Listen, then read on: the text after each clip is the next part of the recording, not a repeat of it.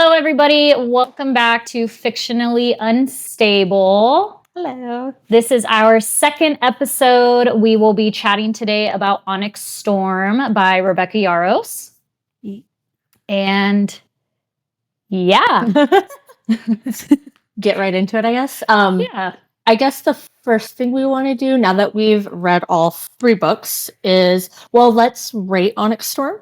And then we'll put them in order of our most favorite to our least favorite. Okay. Because they're all great. But which one do we like most over the others? Yeah. Okay. So for me, Onyx Storm, I'm going to give it a 4.7. Actually. Great. I know based on what I've seen on social media, a lot of people said they didn't like it as much. And according to my sister, it was also her least favorite. But I actually really enjoyed this one. My rating is a 4.5 Okay. for this book. Mine would be a 4.8, I think. Nice. Yeah. Yeah. Okay. Why don't you start off with ratings in order? So books in order from favorite to least favorite. My favorite is still Fourth Wing. My second favorite is Onyx Storm. And then my least favorite was Iron Flame. Okay.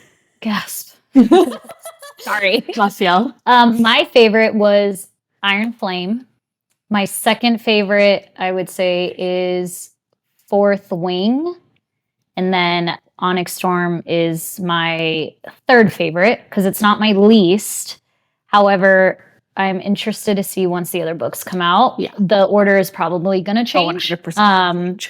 But yeah, that would be it for now for these three. Yeah. So I'm actually with Lauren. My favorite is Fourth Wing. My second favorite right now is Onyx Storm. And my least favorite is Iron Flame. My why, Just kidding. because Violet is so whiny in Iron Flame. And so I like her better in Onyx Storm. Yeah, she was a fucking badass in Onyx Storm. I really liked her character. And also, not Professor Zayden is also my favorite in all of these books. So gotta give him points for that. And also, I just like the overall general world building of this book with like the different aisles and stuff like that. I really liked it. Yeah. Okay. Perfect. You want to talk about the book or dive into some prompts that'll take us in succession of the book? Whichever way. Or we can, let's discuss how it goes. So go ahead. No, go ahead. Okay. Well, first of all, the prologue immediately talks about Violet knows that Zayden is venom. Yes. And she is determined to find a cure for him. Mm-hmm. And so her idea is, let's talk to Jack. He might have all the answers, but we need Imogen, obviously, to erase his memories. So that automatically starting into the book, how do we feel about that? Like, that's her first instinct is, I need to find him a cure. I think that's smart because at this point she's like, obviously there's no avoiding the topic. Right. So it's like she has to figure it out either way. Otherwise, and she also doesn't want him to be alone in figuring out because I feel like she knows he can figure it out himself or like try to. Right. But she understands it's a them thing. Yeah. I think it's very much like the scribe mindset in her. Yeah. Is to like research and try to find an answer, obviously for the man that she loves. So it's obviously nice and refreshing that she's not just gonna abandon him and leave him, and instead wants to do everything she can to try to help him. So we have the people that know so far is obviously his inner circle. So that's Imogen, Garrick, Bodhi, and then obviously Violet. Mm-hmm. And then, of course, the dragons. So Sigale knows, of course, Tyr knows, and of course, Andarna. However, everybody is trying to help Zayden in a way, in the sense of let's try to make sure he doesn't turn or try our best to prevent the rapidness of turning, I guess. Mm-hmm. But then also, Violet, you need to leave him. And then you have Sigale, who won't even talk to him. Yeah, that's a little heartbreaking. Yeah. I felt really bad for him. Oh, did you? Yeah. Because not only was he like already being hard on himself, but she was too, which was sad. I think, literally in one of my notes, I was like, poor Zaddy's going through it right now because like he's been through so much. Like, poor hurt face. You know, with like the rebellion and his father dying and then taking on the responsibility and then all this, and now becoming a veteran. I was like, this poor man. This is going through everything. Yeah. And the one being, I guess you could say, that has been there with him through thick and thin is obviously Sigil. So of course, her not speaking to him is like, that's tough. Yeah. Mm-hmm. That's really tough. Stab to the heart. Yeah. So in this book, the one call out I want to say is this is my why. It's my so far least favorite. I love this book, but there are certain parts that I definitely did not care for. Uh-huh. You're gonna get a book in a series where they have to change the scenery, right?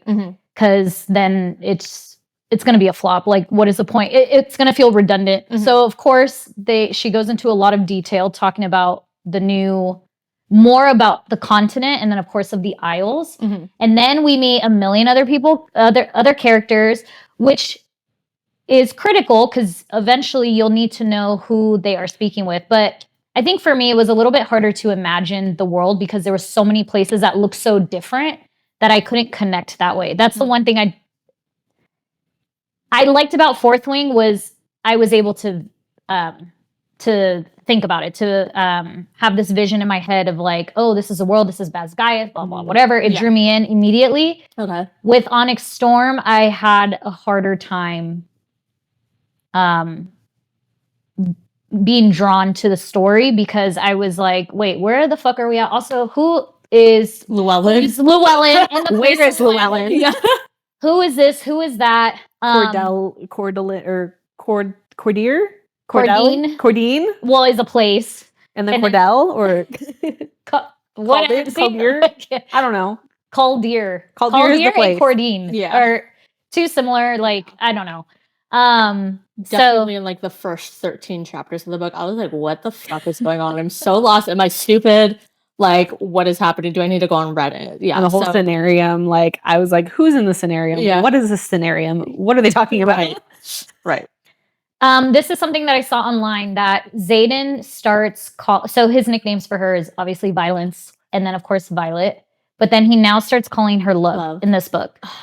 And I put in chapter 3, it's the first time he calls her Love is within that chapter. It's when they're having sexy time in bed. And then he scorches a bed frame, discolors it. So of course he feels like he channeled some type of power. He's like, I can't lose control, XYZ, la la la.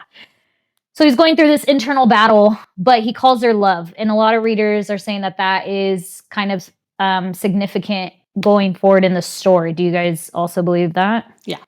Why? I think it's a advancement in their relationship.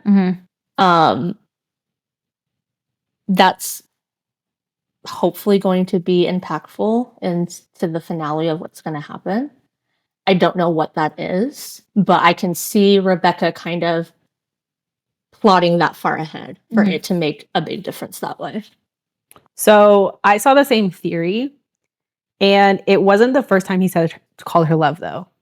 He called her Love in Iron Flame, because I remember I highlighted it, and I literally noted, I was like, Love, question mark, question mark, question mark, question mark. I was like, when the fuck did he start calling her that? Because he said it when they were talking about him keeping secrets from her and like her not wanting to ask the questions. And ask the damn questions, Miss Girl. He said, let me see what chapter. So it was in chapter 55 of Iron Flame. He said, he was telling Violet, all you had to do was ask. And even if you weren't aware it was coming, I'd never let it hurt you. I'm not the one you don't trust. And then Violet said, what is that supposed to mean? And Xaden says, Love, you're the smartest person I know. If you actually wanted the answers, you'd ask the right questions. So, because I saw the same theory and I was like, is that really the first time that he said love?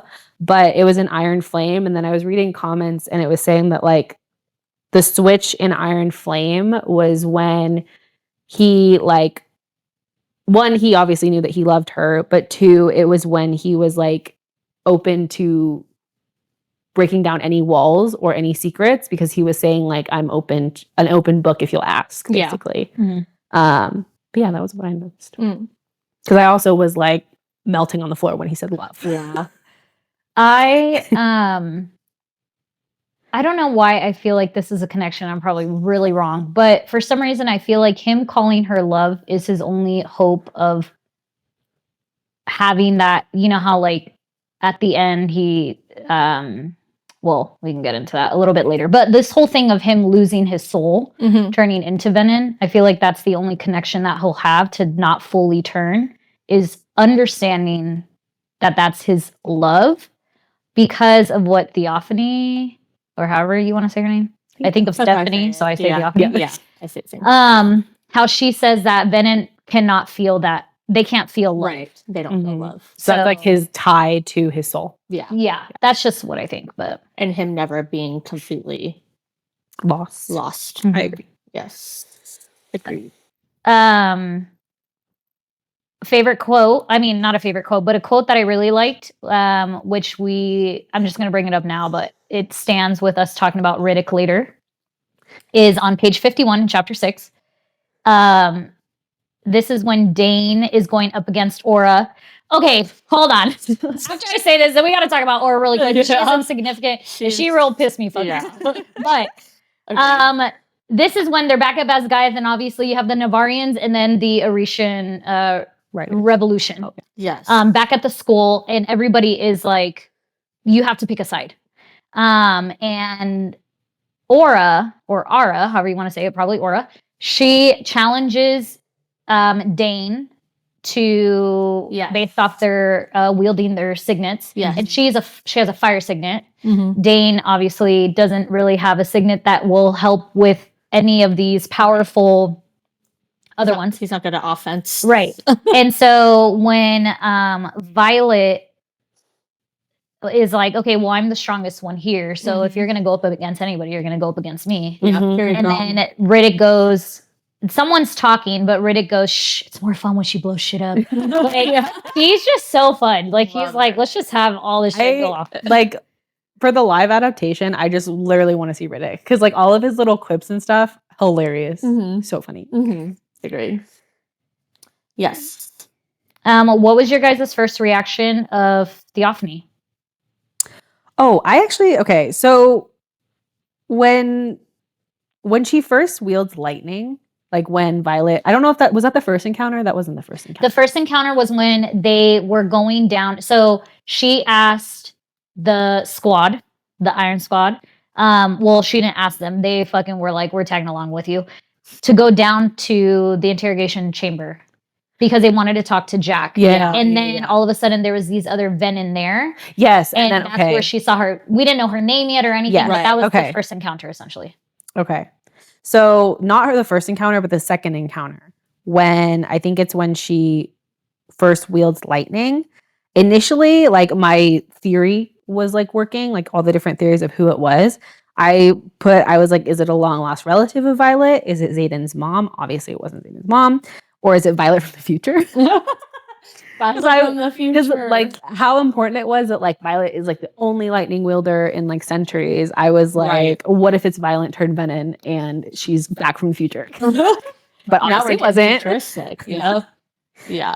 That was a little bit shocking. I was like, oh shit, like why can she wield lightning? I didn't really understand what was happening. I assumed that it was gonna be revealed later, but I was just like, okay, well I guess we have another lightning person. That's pretty sucky. Did we learn that they could wield in Iron Flame, or was it we never knew that they could wield? Storm, I think, right? Oh, the Venom? Yeah.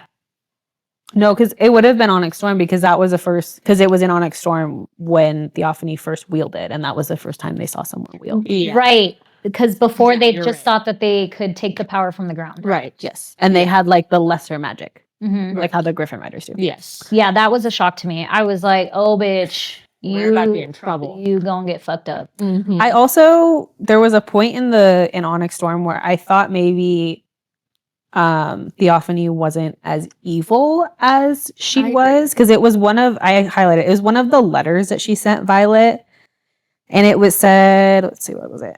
It's from chapter 19. She said, Violet, just a reminder that while I want you to come of your own free will, I'm capable of taking you whenever I wish. Why do you not ask me for the answers you so desperately seek? And so obviously I think she's still evil, but from that letter, I was like, I wonder if she's like trying to help her uncover secrets that other people aren't telling her. But obviously because she like wants to have her turn Venom and then train her in their ways. Yeah. But yeah, that was like Yeah, another I theory. agree. I thought at one point maybe Theophany wasn't so evil or evil, I guess. Just by the way some of the letters she was sending her. But I still think she is, obviously, after everything. Mm-hmm. But that's very... Yeah. Okay, we're going to jump to chapter 19 really quick because you brought it up. Okay. So that letter came from when they made it to Anka to find the jewel that they needed to present to the king of Cordine, right? Yes. To build the alliance. Yes. Or something like that. So this is where Ara really fucking pissed me off. So you have the captain... Captain Grady was a part of it, and this was the first time that they went on a mission. So he was like, I'm setting up the mission, this is what we're doing, blah blah blah. And Violet's like, okay, that's not what I want to do. They wanted to go up north, and she's like, no, I want to go straight to the Isles, like all that kind of stuff. Right. They're like, no, I'm in charge, and blah blah blah. So they make it to Anka, and they go looking in a house, and it's like, what, 1 million floors? Not realistically, but it's a lot of floors, so they have to find the jewel within that house. And Violet and Ara are on watch. Yeah. And they are not meant to yield because even though the magic technically was already taken from that village, they weren't sure when the wyvern or the venom had left, so they didn't want to be exposed. Right. Not attract any attention. Correct. To themselves. So this dumb ass bitch Yep, 100%. gets scared because across the street of the house of whatever they were guarding, someone came out of a home, not knowing that it was Captain Grady. Yes. Mm-hmm. So of course she wields her fire, and he burns alive. And she like screams. Xanon has to come out, engulf the shadows over all the flames. And then I was like, girl, this is just too much. I literally wrote that. I was like, this is too much. This girl needs to die. And then what happens is as they're running, and this is also when he was trying not to channel, because he was like, the flames are going way too fast. And then he was like, I need to try to cover the shadows, but it was moving at a faster rate than he could. So of course, what's her name? Violet is always afraid of him utilizing too much power because then he might turn and XYZ, whatever. They start, each dragon has to come in and pick him up, right? And so Aura doesn't wait her damn turn, but I'm happy that she didn't, because then a wyvern came and plucked her ass up through her spine, and she's gone. Perfectly fine. That was a death I did not care about. Not at all. Good riddance. She was nothing but a liability. Literally. The chapter that came after that, though, chapter 20, Violet was badass. She was like, this mission failed, and this is how it's gonna fucking go. Yeah. 1,000! What did she tell? What's his name? The scribe guy. Neil? Nope. No, I keep getting Markham. Yeah. I don't And know she was like, you will not speak to me. Yeah. And just going off. I was like, go off, Ms. Girl. There were several ones where I was like, I'm living for how much sass everyone is throwing. Yeah. I said she went off on Markham, period. That's what I wrote. That was also a memorable chapter for me because we really see Riddick stand up for himself and speak his mind about, I'm not just a funny one. Like, I read all the shit that you guys give me. I study. I do this and that and that. And he really expresses his need to want to be there for Violet because he thinks that things go better when they are together, like when the squad is together. Right? So kudos to Riddick. I really start to fall in love with him. Yeah, because that was the same chapter that he was like protecting Violet, like kind of how Liam was. Yeah. And like taking on the Liam role, which I was like, that's so sweet. And I remember, because she was just like, what is this really about? Why do you keep asking me that you want to come be a part of this thing? Because she didn't understand his intentions. And of course, because nobody takes him seriously, they're kind of like, what is this to you? Yeah. So He says, it proud of really pisses me off when you guys act like my sense of humor somehow lessens my ability to show up for a squad. Which, period. You can be funny Yeah. and also be Yes, Period. Agreed. There's a quote that I wrote down. This goes back to, this is right after Aura dies. That made me laugh. This is page 168.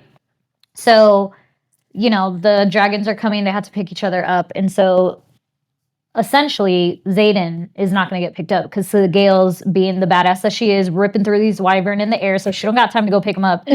So then Taryn goes approaching, and Violet goes, take us both. So she grabs Xaden's hand, and she goes, run with me. And then he goes, Taryn goes, I am not a horse. And I feel like he's so funny in this book. That's why I'm like, he's one of my favorite characters, because he definitely, it's just back and forth. The banter with him, and he's so funny. There was another one of the dad that hates her boyfriend type. Yes. Yeah, she's like. There was another sassy line from Taryn. It was in chapter 10, where they were, I think it was like they were getting ready to fight. I forget where, girl. I don't remember what is in this book, but Violet says that she sees something ahead, and she literally just goes, oh, they're ahead. And Taryn goes, yes, I too have eyes. We're 5 minutes out. Like, just back and forth. He's just like, I'm over this. Like, you trying to tell me, like, listen, this is what's happening, and blah, blah, blah. Something I want to point out really quick was, it's a couple chapters back, was which this is a continuous thing, right? So Violet's father, what is his name again? Asher. Thank you. I was like, it starts with an A. I don't want to say Ark. He is leaving her clues of, you know, figuring out the knowledge that she needs to figure out with the venom, whatever, but it's not supposed to be easy. Let me tell you, that would fucking piss me off. Yo. The little traps in the journals. Yeah. I was like, so that first trap of the journal was, where is it? Like, as if my life isn't hard enough. Literally, like, what the hell? I'm on a time crunch. Yeah. So luckily she knew where her father was hiding, you know, like his journal. So she gets Dane to go get it. We know that it's a 6-letter code. And if she can't unlock it after the first try, I was like, that's why, girl, you got to use your brain and know your dad.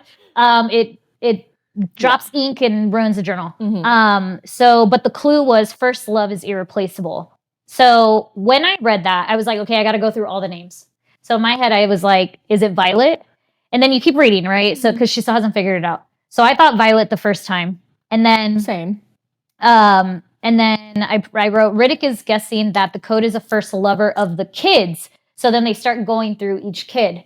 And then that's where we learn that she dated Halden. Yeah, like, you're like, oh, that's your first love, right? Because that's the first time it ever gets brought up of her past relationships.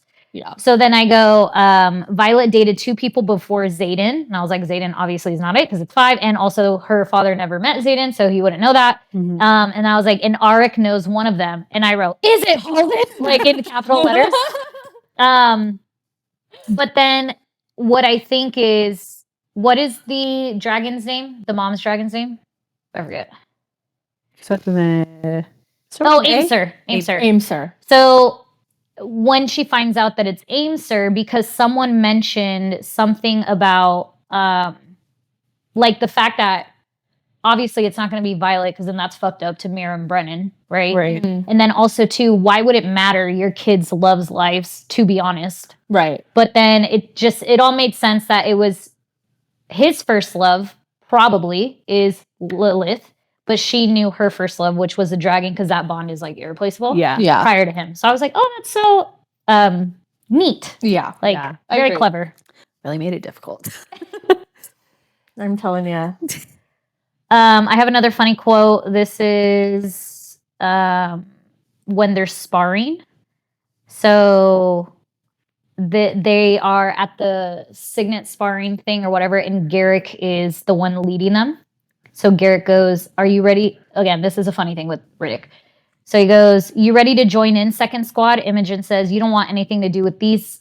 And she lifts her hands. And then Garrick goes, why don't you put them on me and we'll see? And he has this little smirk. And then Riddick goes, oh God, just stop flirting and fuck already. Yeah. And then everybody looks at him and he goes, I said that out loud, didn't I? And Violet's like, oh yeah, you did. And passes back. And then she's like, Garrick's going to blow you off the mat. And he goes, now that I might enjoy, depending on the method he chooses. And I was like, bruh, this guy is so funny. She's so hilarious. He's so funny. Um, I love Imogen and Garrick, but we'll talk about it later. yeah. I kind of want to dive into talking about the aisles. Yes. Really quick. Yeah. Memorable moments from that. Yes. So starting with, they travel to the Isles which is where Violet originally wanted to go to search for the, how are you guys saying it? Irids? Okay, Irids. To find Andarna's kind, pretty much, right? And so the first stop they go to is Deverelli, right? Because it's the closest to the southern point of the continent. And there's no magic there. There's no magic there. It's the trading post, right? The trading post. So neutral trading post. They don't worship a particular god. They tend to maintain pretty neutral. But one that I found really funny was when they landed there, and then Reddit was like, "Does anyone else feel like their home is a completely dreary shithole?" Because it's so beautiful there. Literally all of it, because I was looking, because it is hard to like picture all the aisles because they were so descriptive in such a short amount of time. But it helped trying to look up like fan art or AI renderings of them. But it was nice to see like all the different variations of them. I think was it also in these chapters when Xaden was like, "So I'm not Professor Riorson"? Yes. To Halden. When he was like, "So just to be clear, I am not a teacher here." Yes. I saw a meme too that was like, as they're having that conversation and Riddick's over here like and I was like, "Yes, Xaden, let's get around the beat around, like get what you need out of him." And then they finally got to they got to do their deed because there's no magic and he doesn't have to be scared anymore, right? Exactly. Yeah. So one part that sticks out to me when they first arrived to Deverelli is Xaden's his experience of not having the magic. Right. He calls it having peace. Right. And for him, he was so happy about that. And I thought that, I was like, oh yes, like, you know, you're scared something's going to happen. You're going to turn. You're scared of hurting Violet. You're scared of hurting your friends. Yeah. Being killed. That whole thing. And this is the first time that he isn't worried about it. Right. Yeah. And for me, I was like, oh, it's so beautiful. Because he's like out by the water. Just like just taking it in. Yeah. Just taking it in. Man has never known peace in his life. And then they finally have sex because there's no magic, so they can bone hard. They break their damn table. Go off. Like, okay. Let's just, I don't know. That seems kind of painful. I'd be like, Dave, can we like take it to the bed, please? Like, why are we doing this? Here? It's like, we're going to do it on all the parts. Let's go. Let's talk about when they go meet King Cortland. Okay. Yes, because Halden got his stupid ass into some predicaments because he's a fucking idiot. Okay. Literally trying to steal from them. Yeah, literally trying to steal from what's rightfully ours or whatever the hell. Which isn't even theirs because it was Tyrandor's. Oh, well, I'm sorry. That's all the extra stuff. But he brought the Tyrandor sword, dagger, sword, or whatever. And it's like that. First of all, why would you trade that? That's not even yours to begin with. How did you get that? Right. So are you already stealing? Like, what do you do on your free time, bro? Yeah. This is when Xaden calls Violet his consort, meaning his wife. Or Brennan at the end was like, or towards the end, he was like, and I'm not even gonna touch why the letter said consort.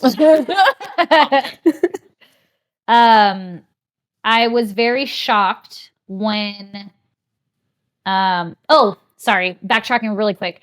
This is where we first start seeing regular animals. Yes, like panthers, the dolphins. Yes. They called it Dolphinia or something. But I was like, okay, we're stepping out of fantasy. Kind of. A whole different world. So Cortland brings his panthers in. I kept thinking of Siegfried and Roy the whole time. Yeah. I was like, that's just how I was picturing. That's literally the castle. It's just a bunch of panthers. And then when he's trying to gauge what they're gonna do, if they're gonna be scared or whatever the case. But anyways, when they reveal the food, his captain's Halden's captain, right? It's a captain. Anne or whatever. Her head. Oh yeah. Yeah. I was like, I probably would have thrown up. thrown up. Well, because they had also said in reference to her that it seemed like she had like a love or attraction for Halden, Yes. right? Yeah. And They, then like, you got briefly her mentioned it. killed. Well, Yeah. because she's a redhead, and Yes. he cheated on Violet with a redheaded professor. So That hoe. oh, Oh, was this also? Oh yes, Xaden kills a bunch of the people. Yeah, Yes. because he channels because he thought that they were gonna kill Violet. Right. And so this is the second time that he channels. mm-hmm. He gets it from her conduit Yeah. channels. Boy and her conduit. And then the part right after that is where she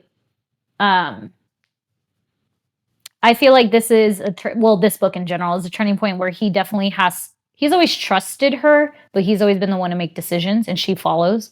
And now he has to follow her. Mm-hmm. So when she's just like, keep your head down, people will think you are feeling guilty, even though he was feeling guilty in that moment. Like just playing a story. Right. Mm-hmm. Again, I was just like, I wrote, poor Xaden. Yeah. Yeah. Everything that he goes through kind of breaks my heart. Yeah. I wrote that I think this is where, well, not only when she was in front of the scenario making the squad decisions, but here, I was like, damn, her negotiation and intellectual skills like really shined in this chapter when she was like, figuring how to get them out of the situation. So I thought she was pretty badass in this chapter as well. Natural born leader. Natural born leader. Well, that's also too when she had to get the books from the bookstore. Yeah. Like that was the first Yeah. thing that they did here at Deverelli. Yes. And it was that old lady that Oh my gosh. she's like, only if I think you're intelligent enough, technically. Quickly circle back Yeah. to that. And when she thought that Xaden was Dane, oh my Yes, god. I literally highlighted it. I was like, he is gonna blow this woman up. Oh yeah, she said, have to admit that kind of confident violence isn't what I pictured when Asher talked about you, but the brown hair, those, I guess they're brown eyes, and how utterly smitten he predicted you two would eventually be for each other. Well, he described you almost perfectly, Dane Atos. And then Mira's over on the side, Like cracking up. trying to keep it together. Riddick was there too, yeah. So it was her and Riddick Yeah. that were in there, and they were like trying not to die. Yeah, laughing. I thought that was so hilarious. Another thing that happened I put chapters 27 and 28, but going back to Reddit. Wait, I'm sorry. Pause really quick. Okay, Going back to that. Okay. Real. It's in chapter 23. Yes. So again, right? They make it, and he's like, "Oh, peaceful," and blah blah blah. Yeah. So he's feeling all this peace, Mm-hmm. and I laughed so hard when they were on the horseback riding into the village. Oh, yes. And he's just like looking at the greenery and like asking Yes. polite questions, and everybody's like, One of the "Are questions you was like, okay?" he literally asked Violet, he was like, did you ride horses when you were younger? Yeah. And everyone's like, what the fuck are you asking? Xaden is acting very peaceful and gentleman-like. It's making everybody confused, and I Yeah. just cracked up about that. That's all I wanted to say though about that. But it's so funny. Yeah, it was funny. I was like, oh, he's like not finally stressed out that he can like actually ask personal questions and like Right. care about people's personal lives. Well, you can see now who Xaden will be without magic. Yeah. Yeah. He is the complete opposite, essentially, of who he is with his magic. powers. Yeah. Which was like the deal that like it was Takaris that offered that deal to Violet about like how if she came and like was his guard dog for like Pretty much. however long they Yeah. could live in peace somewhere else, and she Yeah. was like considering that as like a real option. Mhm. Right. Like they can go live at his manor on Deverelli or Yeah. whatever. Mhm. Yeah. So I don't know if it's chapter 27 or 28, but when Riddick In Battle Brief, Yeah. chapter 28. Yeah. It's right here. Chapter 28. It was So Riddick's being kind of sassy towards a Signuson flyer, and he says, "Turn it back around." Riddick starts, then pauses to appreciate the flyer. "Well, hello, Signuson. Have you been properly welcomed to the Bisgayev yet?" He cranks up a smile. "I've seen enough times to know he'll be coming out of someone else's bedroom tomorrow morning." The flyer scoffs. "I don't do second years. Good thing I fuck like a third." Riddick grins. Period. "Plus, I'm on Quest Squad, which gives me an additional boost of desirability." Period. He was so hilarious. So, this is something that I probably overlooked. The Signisan cadets, what was the point of them coming to Navarre? I thought it was just for protection. Like additional, or trying to pull everybody out of their schools? Is that what it was? Because where'd they come from? I kind of forget. Stomach is like growling like just hate. I thought it was part of like in the first premise of the book, Violet was really stressed about upholding this deal with Tekaris, right? Yeah. She said she had to get this, or she had to secure the deal that flyers can come and be at Bisgayev. Do you guys remember this? Yes. No. She had to secure this deal that writers could stay at Bisgayev. No, flyers. I'm sorry, flyers. There we go. Okay, now it's Sorry. it's like writers, they live there. No, that flyers could come and stay at Bisgayev for protection. Yes. In order for him to give her access to the library. But isn't that why she went and got the jewel from Anka? No, it's different. Okay. I'm mixing up. The jewel was Sorry. the jewel was to be presented to King Cortland. Ah, gotcha. Okay, Because so they this is way value before that. trade, Mhm. right? So in the entire beginning, she's like trying to convince the people to Samarian. she's trying to convince them to let like the flyers come, and she commits some sort of treason, right? And she tells the squad, "Hey, don't say that you were part of whatever." Remember, they went to the Wardstone, and they like imbued into the relic so that flyers could so that they can mend. I mean, not mend. wield. They can wield. Yeah. Yes. And so she gets caught for Yes. treason, Yes. but literally like the next day or the day after or something like that, Xaden becomes Duke again.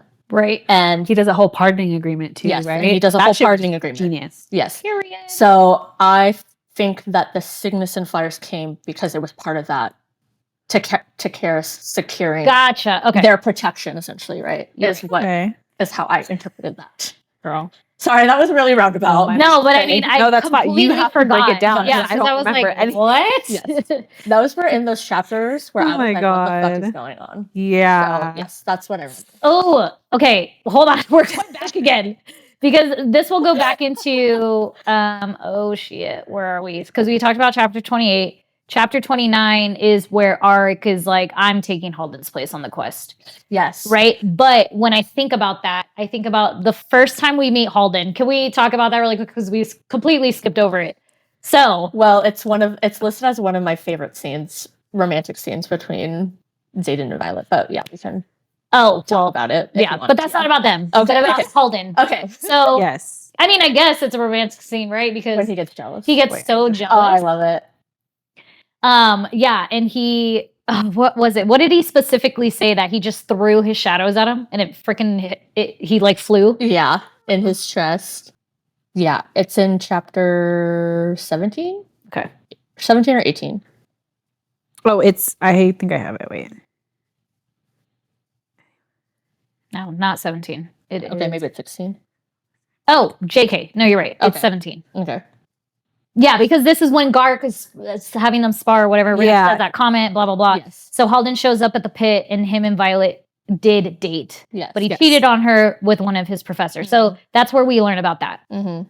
And we find out that Xaden killed his twin, Halden's twin. Yes. Yes. Yeah. So that's why Arik has this weird, it's not weird. What the fuck? He killed his brother, but he Like already attention. has this Hatred for Xaden. towards him. Yeah. Yeah. But he's just like, all right. I found what was said where he made him throw the shadows, because it was Halden who said, he was talking to Violet, and he said, besides, with all this time we have coming up together on this mission, I thought maybe you'd at least be willing to have a quiet dinner with me. Tell me you don't let your non-boyfriend control you. Allow me to apologize properly the way I should have 3 years ago. And that's when Xaden. It's like, fuck you. And then in chapter 18, I put Xaden lets Halden know what's up, and I said he sure did. Yeah. He tells him that he has perfect hearing, so he heard their entire conversation. He does not control Violet, Yep, that's what I and that she has not thought about Halden since she laid eyes on On him. him. And I said, Yep. period. At the parapet. Exactly. Mhm. And I just love, I think it was page 157, when she's like, holy shit, you're actually jealous. And he said, yes, love, I'm jealous. That was one of the quotes I highlighted. That was one of my favorite quotes Yes. from Xaden, where right after he says, yes, love, I'm jealous, he said, I'm jealous of the armor that holds you when I can't, the sheets on your bed that caress your skin every night, the blades that feel your hand. I was like, that is Go me. more. poetry. Mhm. Tell me more. I was Keep like, a going. real life man would never utter that. No. Period. Absolutely not. Oh yeah, and this is when we finally see Xaden putting his shadows to good use, if you know what I mean. I was waiting for that. Just as And like, finally we put got those it. shadows to good use. Yep. Well, that's when he shows up at her room. She's like reading, Yes. and then he shows up to her room, and then he asks her multiple times if she was ever in love with him. And she's like, Yes. you know, attending to him, like, what are you doing here? Blah, blah, this and that. And he's like, were you ever in love with him? Yeah. And then Like, you that's where gotta tell me. I'm jealous, yeah. Yeah. Yeah. Okay, we're back at Devereux. Okay. Or we're back at the Isles. So yes, one more thing I want to mention is that this is also the moment in the book where Xaden's eyes no longer have flecks of gold, but now they have changed color to flecks of amber. Right. Mhm. So Yeah. kind of a mixture of yellow and red to reflect like an orange color. Right. Is what I'm assuming. Yes. Kind of. They go this when she notices that it's when when Bodhi and Garrick. So who's the sparring instructor? Was it Carr again? I think it was Carr. So Carr took over because he was like, Garrick isn't doing Yeah. enough or whatever. Right? Yes. Is it him? I think it was him. Yeah. Well, the original Well, they have rotating sparring. instructors, I know, What about right? Emiterio? He was the original sparring. Oh, you're right. Oh, But was it him? oh, because Carr is a wielding one. Wait, but that would make sense because they're practicing their signets. Yeah, no, I think it was Carr. Yeah. Yo, There- too many people. Emiterio is more just like combat Yes. sparring, Yeah. and this one that they're doing right now is signet sparring, right? So like actually training to fight with your signets versus just fists and Yeah. weapons. Yeah. And this is where what chapter is it? It makes so much more sense when I can follow my notes. This is after Devereux, right? Because he channeled after he killed And then all the he wasn't soldiers there. and then he wasn't there because she sent him home Mhm. to Arisha Mm-hmm. and was like, go heal, blah, blah, blah. Which now makes me think, when did you tell Brennan that you were Venom? Which we can talk about later, but Yeah. regardless. How And long then- have you known? Yeah. Right. And then he comes back. He interrupts them when they are in the pit again. Mm-hmm. Because the whole squad is trying to read and catch up, and this is where you get the first years that they're like, "Well, we want to help, you know, whatever. Right. We it's our choice. We want to help you." And then Garrick and Bodhi, it just makes me laugh because they're like, "Your turn. Like, go put this person, you know, out or whatever." And blah blah blah. Yes. But then he comes in, and when he chats with her, because he's like, "Hey, I need Garrick," that's when she notices that his eyes Have changed. have changed. Yes. When did the remember the cadet that was going to channel power in the middle of the session? Yeah. That was with the Garrick wasn't leading. So I think it was during that exact time Yeah. when they were all reading or whatever. Yeah. Cause then she went to cause he was gonna burn her. She got scared, went down to the floor, tried to channel magic, and then he went and he killed her right away. Yeah. Oh, that Because was he was pushing her yeah. way too much. That was Yeah. one of the that was a quote I highlighted from Riddick. That was a funny quote. Was when they were when Xaden was first teaching them in the Signet sparring, and they were watching Xaden and Lorraine, I think was the student that he was teaching. And Riddick said, "I'm either completely in love with your boyfriend or utterly terrified by him. Not sure at the moment." And then Kat answers and said, both. You can be both. Yep. Trust me. Period. Period. Not everyone pining after her. Oh, this was all chapter 28. After the first thing, which was the battle brief, Riddick making those comments. Yes. There we go. Okay. There's There the we go. notes. Okay, so Another thing I thought, this is also just random, but in relation to the quest squad, was when that we find out Riddick's signet, the ice wielding, that he can Yes. also wield, like basically Water blood bending is inside. how I figured it Yes. from Airbender. Yes. But like how he can freeze people's on the blood inside and Mhm. basically kill them. I was like, okay, maybe water wielding is not that bad. yeah. well, yeah, I Or love ice that he wielding. was practicing. Like that just goes Yeah. back to why he was like, I can be whatever. He's serious. like, I can be serious Yeah. and this and that. Mhm. And he even shows her like, because I also was like, why is he holding an orange? Like as he's talking, to her, Right. I'm Like, like, what is the you trying to be significance serious? of Like, this? why do you have an orange in your hand? Yeah. The fact that he can do that, I was like, that's Yeah, I was like, Pretty his, cool. his signet's a little more redeeming now. Because at first, I think it was an Iron Flame. Was it an Iron Flame? When did somebody asked him to go get ice for something because somebody was injured? Oh yeah. Or like had him wield ice. Mhm. And I was like, this man is just a glorified ice tray. No. But I was like, okay, now it's redeeming because he personal can ice like, vending you know, machine. use it. Yeah. Okay, so next aisle they go to, pretty much, Yeah. is Umbriel, Mm-hmm. right? And Umbriel is Dune. Yeah. They Worship the- they worship the god of Goddess Dune. of Dune. Yes. Or goddess of Dune, yeah. And so they pick pretty much a person to go and fight, and then that priestess or whatever also picks two other people, right? That's how it went. Mhm. She picked Dane and then Violet, right, to also go up against. Yeah, all they the said people. the goddess of Dune is going to pick who is going to challenge. That was for what? So that they could ask the question to the queen? Or whoever Have a the highest seat, in charge. like have an audience with Yes. the queen, basically, Which to like, is- get her time. Right. And a couple things we notice here is that everybody's hair is silver. Yes. Important. Very important. And the woman, there's a statue of a woman with a long side braid in their tower. Mm-hmm. So that's something, before we see any significance in what that exactly means, it made me feel like Violet's tied to this somehow. Mm-hmm. Yeah. Yeah. There's definitely a significance, Mhm. or like what would you call it?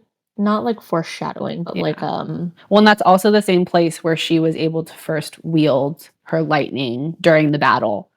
Yes. When no one else had power to do powers. so. Yes. Are we going to talk about, do you guys know the theory of that one? Yes. Okay. Yeah, Are we going to talk about those in the times that we're talking, or are we just going to go back to it? We'll go back to, we Okay. should do all the theories. Too. Okay. Yeah, we'll do all this. We'll do all the theories Okay. together. So we're going to About get sidetracked why- with us.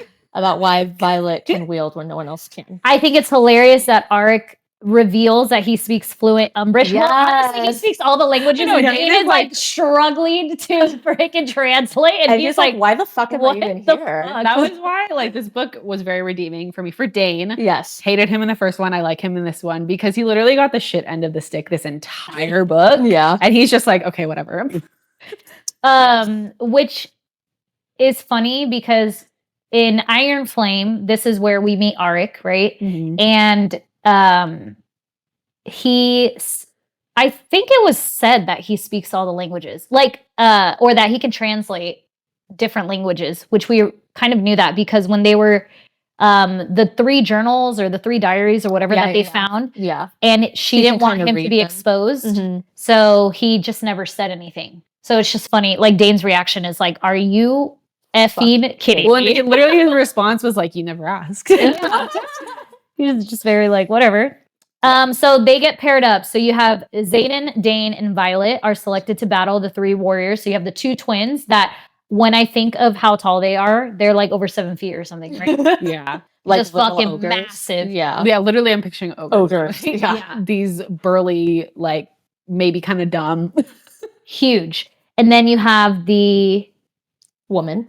right, who turns out to be The queen. the queen. Mhm. Okay. And so that's who Violet It's fine. has to fight. Mhm. Yep. And then what I thought was very, I guess, endearing or whatever, when they were like, "Oh, you guys have to pick a weapon. You all have to pick the same." They And all chose that and dagger. yeah, Zadin and Zayden was like because she had just got picked and they were like in negotiation Right. or Yeah. discussing what they were gonna pick, and he Right. was like, "Oh, we're taking daggers." Yeah. And I like that Dane was also like, no, yeah, like that's what we're doing. Yeah. Yeah. That was another redeeming Moment for moment. Dane. Yeah. It's good, redeeming. Yeah. Yes. So the queen wants 12 dragon eggs, 2 of each breed, so that she can bring her army to the continent. And obviously, that is not an option. So she completely is just like, no, we're not. We're not fighting, but you can stop here. But you can stop here if you Yeah, need to. if you need to, pretty much. So they leave, and then they go to Hedotus. Yes. So let's talk about that.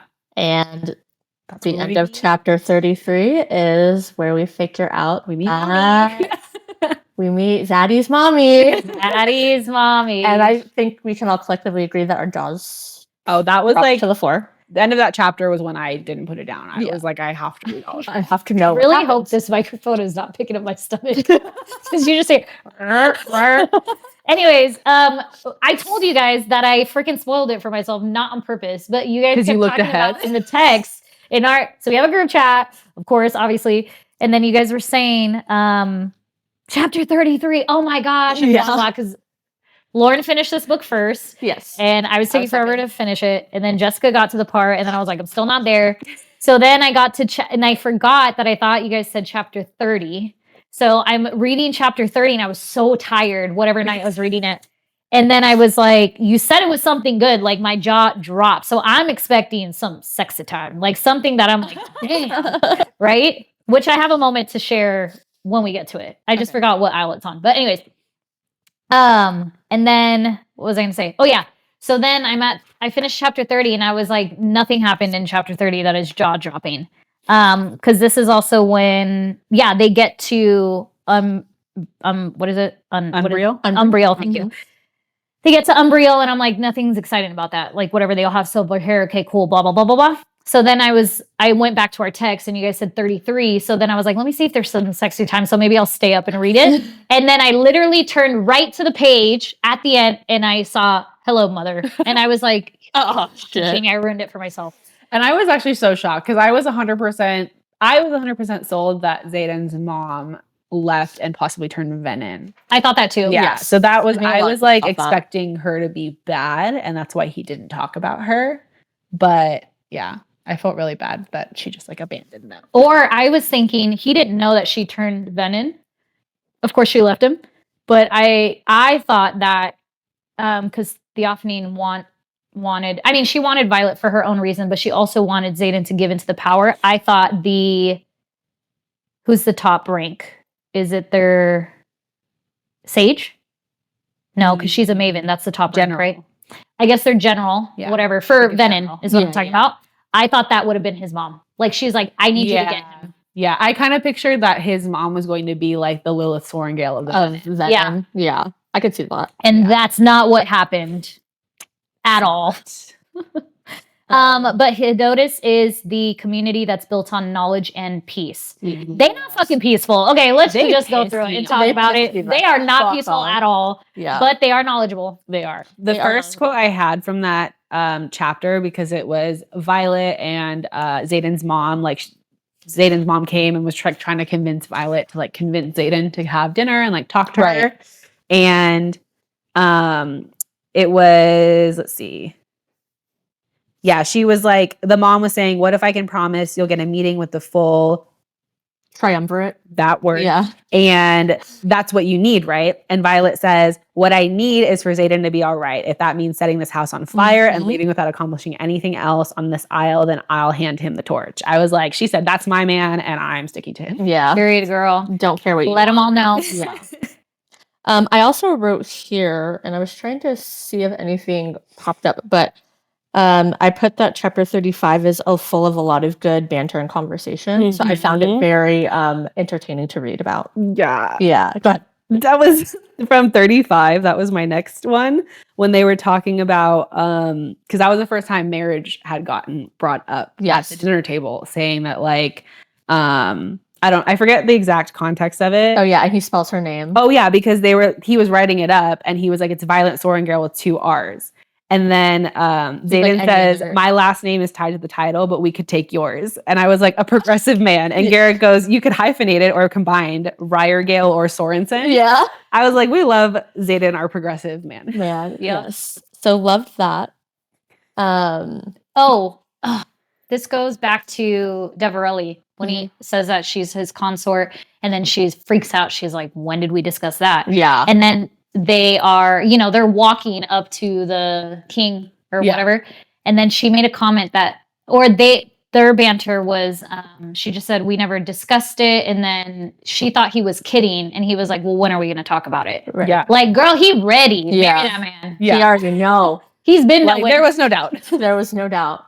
Yeah. And then we find out that 2 of the 3 of the triumvirate find them worthy or yield or whatever, except for what's his name? Ferris, who is the husband of his mother. Yes. And we find out that he secretly told the cook to lace Poison them. the chocolate cake that they were supposed to have for dessert with Which poison. was so sad. One, because I felt a little bit for the mom because she was trying to do a nice thing. Right. And she was completely blindsided. Yeah. She didn't I know thought that she he was tried to a do part of it at So did me first too. until I saw her reaction. Yeah. I saw. Yes. I read her reaction, and I was like, damn, your husband is fucking evil. He don't care Right. about your kid. Yes.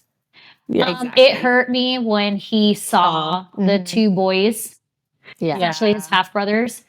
And then being like a happy family, essentially. Or her being there for her other children. Yeah. And That broke my heart. After all of that too. Oh yes, because so when they were dealing with the whole poison thing and like trying to figure out the cure and getting it out of them, I was almost going to cry when it seemed like Riddick was going to die. Oh God, yeah. I was like, In the kitchen. what?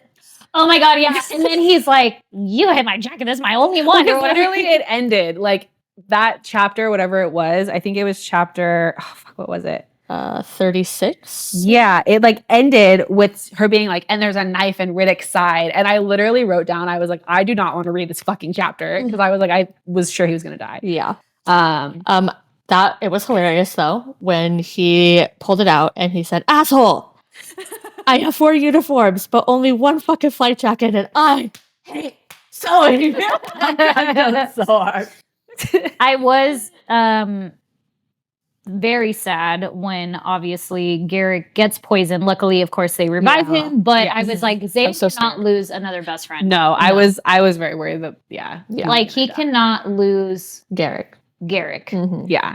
Um, That was another thing from that whole scene that I highlighted where in my reflection of like, what character would I be? This chapter had one where I was like, okay, maybe I'm not Violet because she's a fucking genius. Yeah, it's a tea. But when she was like in reference to the 2 boys, because she had asked Andarna to keep watch on the 2 sons. Yes. And she said, ask why there are only 6 dragons outside. If you're going to be dramatic, I'll just give you the answer. It's because the 7th currently sits outside the window at your parents' house where your boys sleep, where she'll stay until she knows we're out of range with any weapons you might be hiding. I was like, this girl's a fucking genius. Yes. All by herself. Yeah. going again back to Deverelli when Andarna was holding his lovable panther, whatever, through her claws, and it looked like she was just floating. Yeah. Yes. And it's Andarna, and then she's like, my mouth is watering. Yeah. It's just like, Can I I'm ready to drop eat. this cat. There was another quote from, was it from Iron Flame though? It might be me going back, but it's in reference to Violet. And the fact that she poisoned the tea to use as leverage for an antidote, like she thought that far ahead. Girl Yeah. smart. Like, I mean, from the beginning, like her using all the poisons when it came to like sparring, right. I was like, she's fucking smart. Just makes sense why her dad left her what he left her. Like he was like, you're the only one that's going to be able to figure this out. I forget where it was, but it's in reference to Violet too, where I think it was an Iron Flame maybe it was in Onyx Storm, where Imogen said something to Violet where she was like, oh, I can see it now. And Violet was like, what can you see? And she was like, I see why Xaden loves you because you're fucking brilliant. Yeah. I think that was Iron Flame. I think it was too. I think, yeah. Mhm. Yeah, and I'd be like, thanks, Imogen. Thanks, Thanks, bestie. girl. Yes. So next, yes. So she outsmarts them, obviously, and gets the alliance that they needed. And then the crew flies off to the next isle, which is, I don't know how to pronounce it. I've been saying Zahilna. I've been I saying think that's- Zilmi. Wait, how do you spell it? Zehyllna. The fuck? Why did I put? I think Zilmi? it's Zilna. Zilna. I listened to the audiobook Okay. and I don't remember, but I'm pretty sure it's Zilna. All right, And well, it's that one. Zilna. yes. Well, pretty much they worship Zanal, The god of love. the god of luck. And this is also where they feel some magic again, right? I think I wrote at the end of the crew flies off to the next isle where they are strangely welcomed. Like they are strangely accepted. Yeah, there's magic on the isle. And then there's magic on the isle. So they go into this Arena? yeah, like arena arena. type thing. And I like how they described it like that. Even the pictures that you showed us, Yeah. or the video, It's I like, exactly pictured it like that. Like Like a I picture, Colosseum. the gladiator Colosseum Right. type thing. Yeah, because she was like, exactly. everyone's like staring at us and Mhm. from the bleachers. This was a very roller coaster of emotions chapter. Yes. Because pretty much they are presented with cards and they pick one and they all get a gift from those said cards, and you cannot protest, you cannot react, you just have to accept it, right? Yeah. For them to gain the alliance, though, Yes. at the end. So that was the whole point, that they Yes. had to just accept it so that way all of it worked out in the Right. end. Like this is what Zinal gives me and I have to be happy with it or content with it, right? Mm-hmm. And so some of the ones are not super memorable. Violet gets a broken compass, which we think is going to be significant later. Not You know, some people actually get like a who is it someone that got a gets like bucket? yeah, right? someone got a Garrick maybe. I can't remember. Drake, one of the flyers, gets a kitten. Broccoli.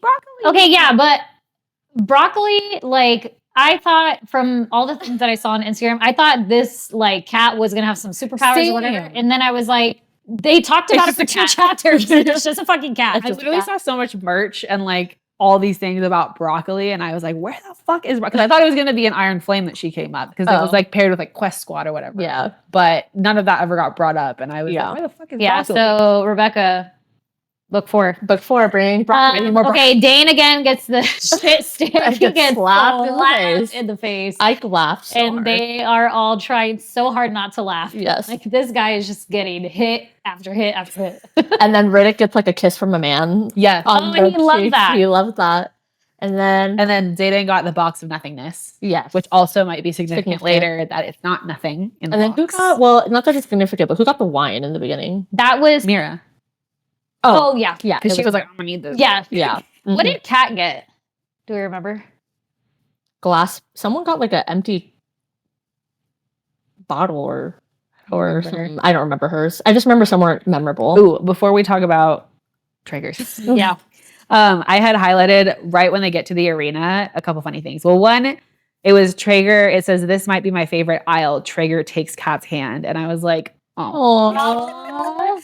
But then he goes, what do you think, Violet? And then during like their whole conversation, it's Xaden and Violet going back and forth and doing their talking in their minds. And neither of them answer Traeger. And Riddick goes, don't mind them. They're back to doing whatever it is they do when they ignore everyone around them and pretend they're the only people in existence. Yeah.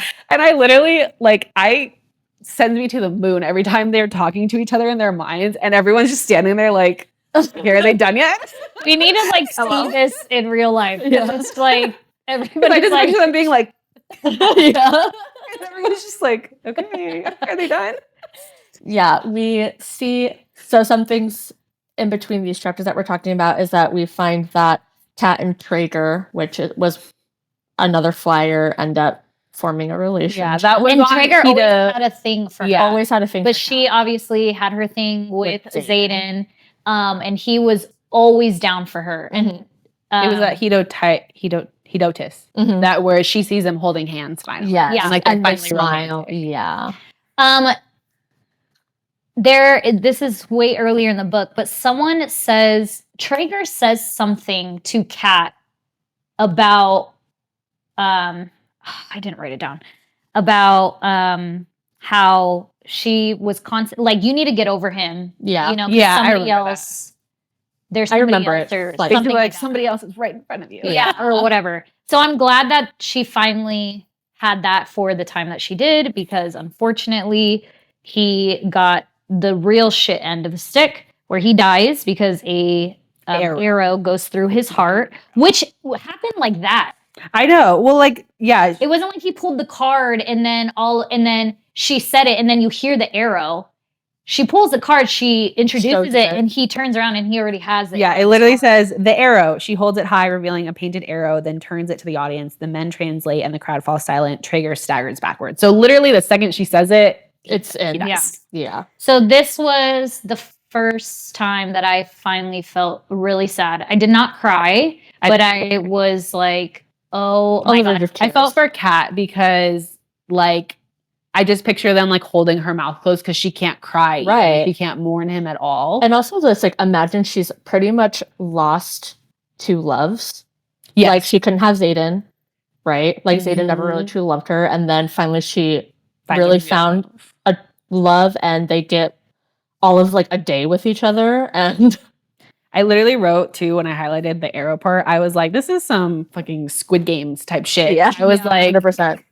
So the part that made me really sad was, so they say if a writer dies, the dragon will decide if they want to rebond, move on, whatever. If a dragon dies, a writer dies. So we know about that. But when it comes to the griffins and the flyers, whichever one dies, they both die, regardless, because they build a bond. So they're so tied to each other in comparison to writers and dragons. So when Traeger dies, his griffin, his name's Silarain, obviously we know is going to die. But at that moment, Violet watches, because of course they can't have a reaction. So Xaden is trying to like, don't make a reaction, don't make a reaction. People are trying to hold back Kat, don't have a reaction, that whole type of thing. yeah. And she looks over at the griffins, and then Kira, who is Kat's griffin. It was Kat and Drake that were with them, the flyers. So one of theirs. Yeah, I think it's Kira Kat. Lair. Yeah. She is trying to hold up Scylla as Scylla's like walking towards Traeger, of course, dying like slower steps. But it made me think, this was one of those things when I told you guys I kept thinking about in the car, and I was like, am I going to fucking cry? Because now it makes me think from that perspective, is they are so, they love so unconditionally that it's like right now we're only getting the experience of Violet losing somebody, where it always made me, I was like, I want to know what the griffin, because we never hear about the griffins talking with their flyers, right? Because obviously the book isn't about them, whatever, but I would hope we would get their point of view. And I was like, I would want to know the thoughts of them as they're going. The thoughts of Silarain, like trying to get to Traeger, even though she knows she's dying. And then Kira's like holding her up. That's what made me really sad. Yeah. It kind of reminded me of almost just like an unconditional love that like a dog shows you, right? Like they don't care about your background, who you are, you know, where you're from. They love you wholly with their entire heart, and that's how I feel, like how I imagine the Griffins and the Flyers relationship to be like. Yeah, it was pretty so sad. Heartbreaking. Sad. And then they had to then take Traeger's body. Yes. Both their bodies to a different aisle to be buried. To be burned. Yeah, like he can be buried, but Griffins should be burned. And then Kat was like, we're gonna burn them together. Yes. Yeah, that was sad. Well, number one, I thought that the interaction between Drake and Mira was kind of cute regarding broccoli. Yeah, lots of little romances. A lot of little buds happening, romance buds.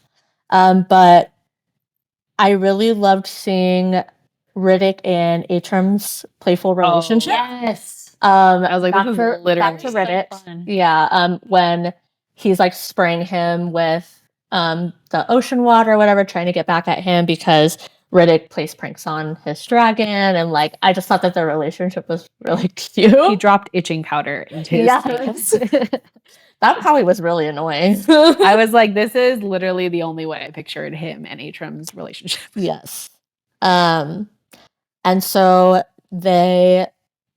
Violet splits the groups Yes. into twos to go try to look at these other like non-marked isles or other smaller isles So that for they can find the Irids. Irids. She stays with Riddick. She stays with Riddick behind. Zayden gets jealous. And Garrick's like, it's just you and me, honey bear. And I thought that was really funny. But the important thing is that the Irids come to them and find her. Mhm. Yes. And they have a power where anyone can hear them. Yes. Yeah, So the they little can, whistling thing. yeah, they can kind of do whatever they do to their minds and allow them to understand what they're saying. Mhm. Which I thought was really cool. I thought it was really cool. Yeah. Clearly, they're way more powerful than any other dragon species. Yeah. Which I have a theory. Which we will talk about later. We'll talk about later. So chapters 41, 42 is that whole conversation that they're talking things through or whatever with the Irids. I felt so bad for Endarna. Me too. I was so sad. It was like all she was thinking about. She was like, I'm going to be the head of my den. Yeah. Blah, blah, blah. She's And gonna just for them learn. to tell her that, like, you're not worthy. You didn't do what we were hoping. And I was like, oh, poor thing. This is where we find out pretty much that she was left behind as a, what did they Like call a her? test, basically. Yeah, they called her, I have it written.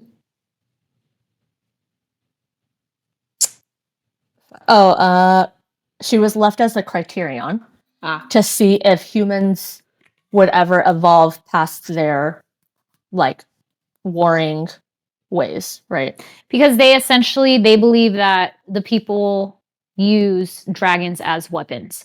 And they're more pacifists, these Irids. Yeah. They don't really like to fight. They believe in peace. They believe in above peace. Everything else. And then they think that technically, like, Violet essentially groomed her, let's say, right? Because she bonded as a child. And she's being used as a weapon.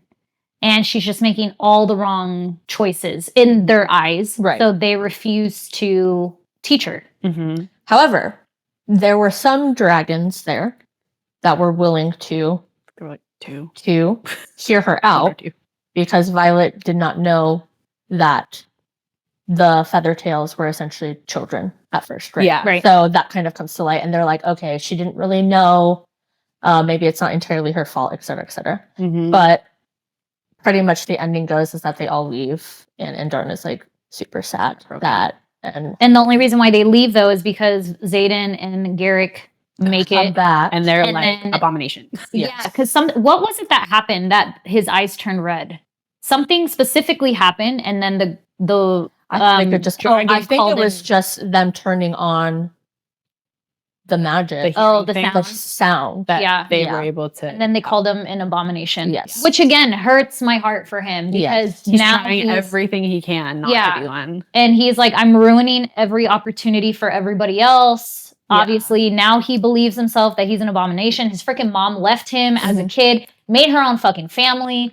Dragons now don't want to work with him. Poor He's Zaddy. freaking channeling and he's trying his hardest not to. Like, he just feels like he's the lost cause. Right.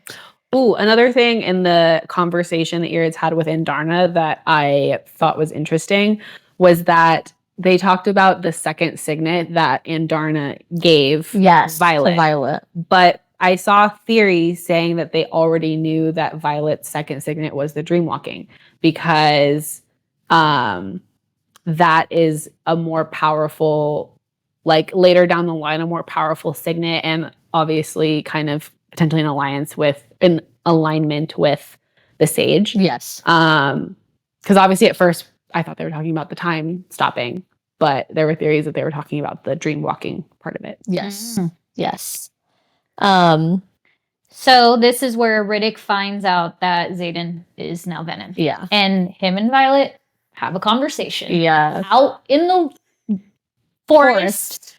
with the Sound what is it? shield. The sound shield. Mhm.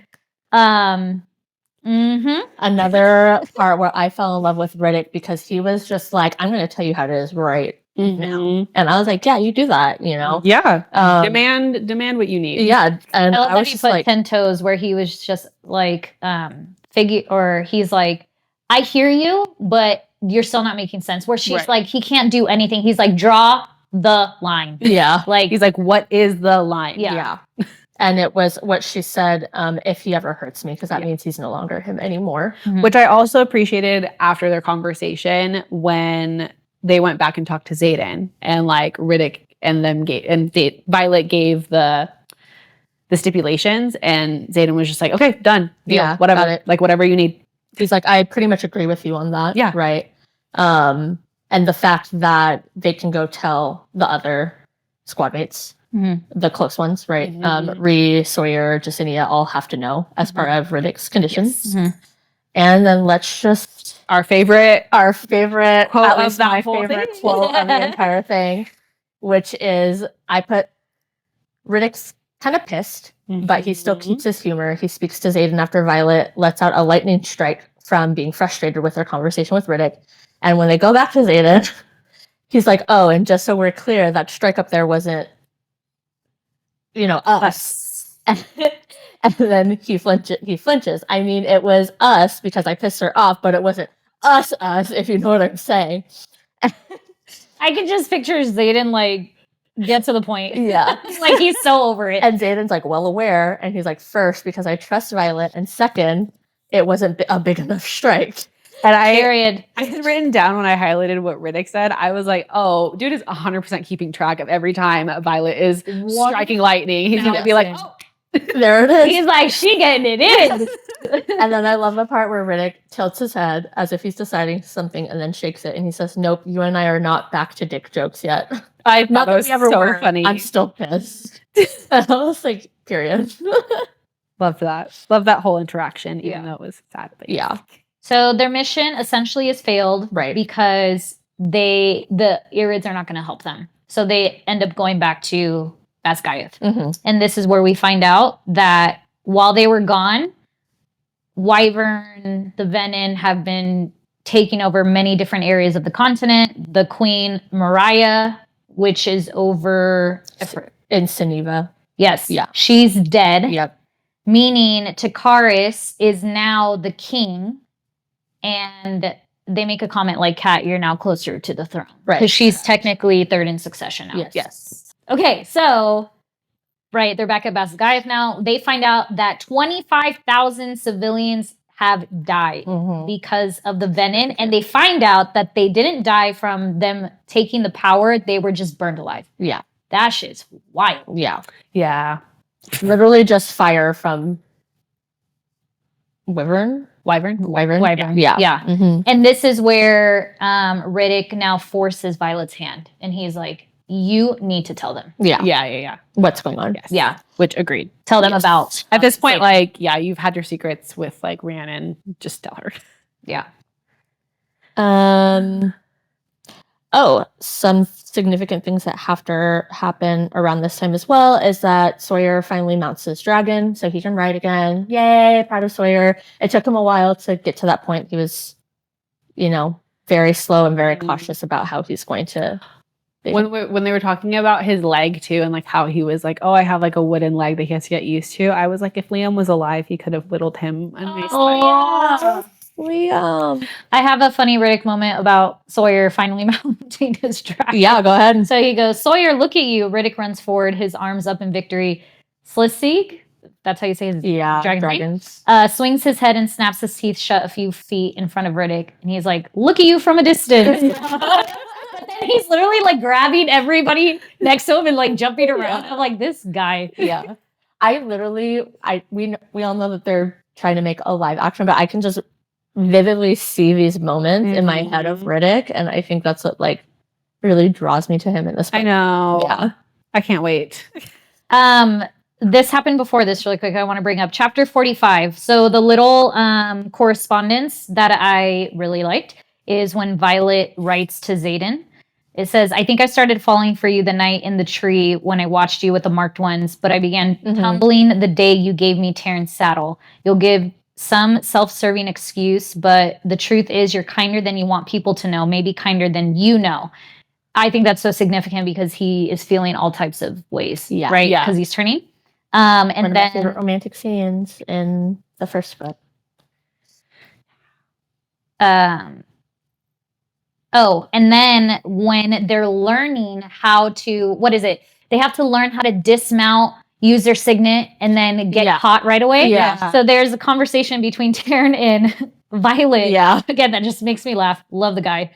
Love the dragon.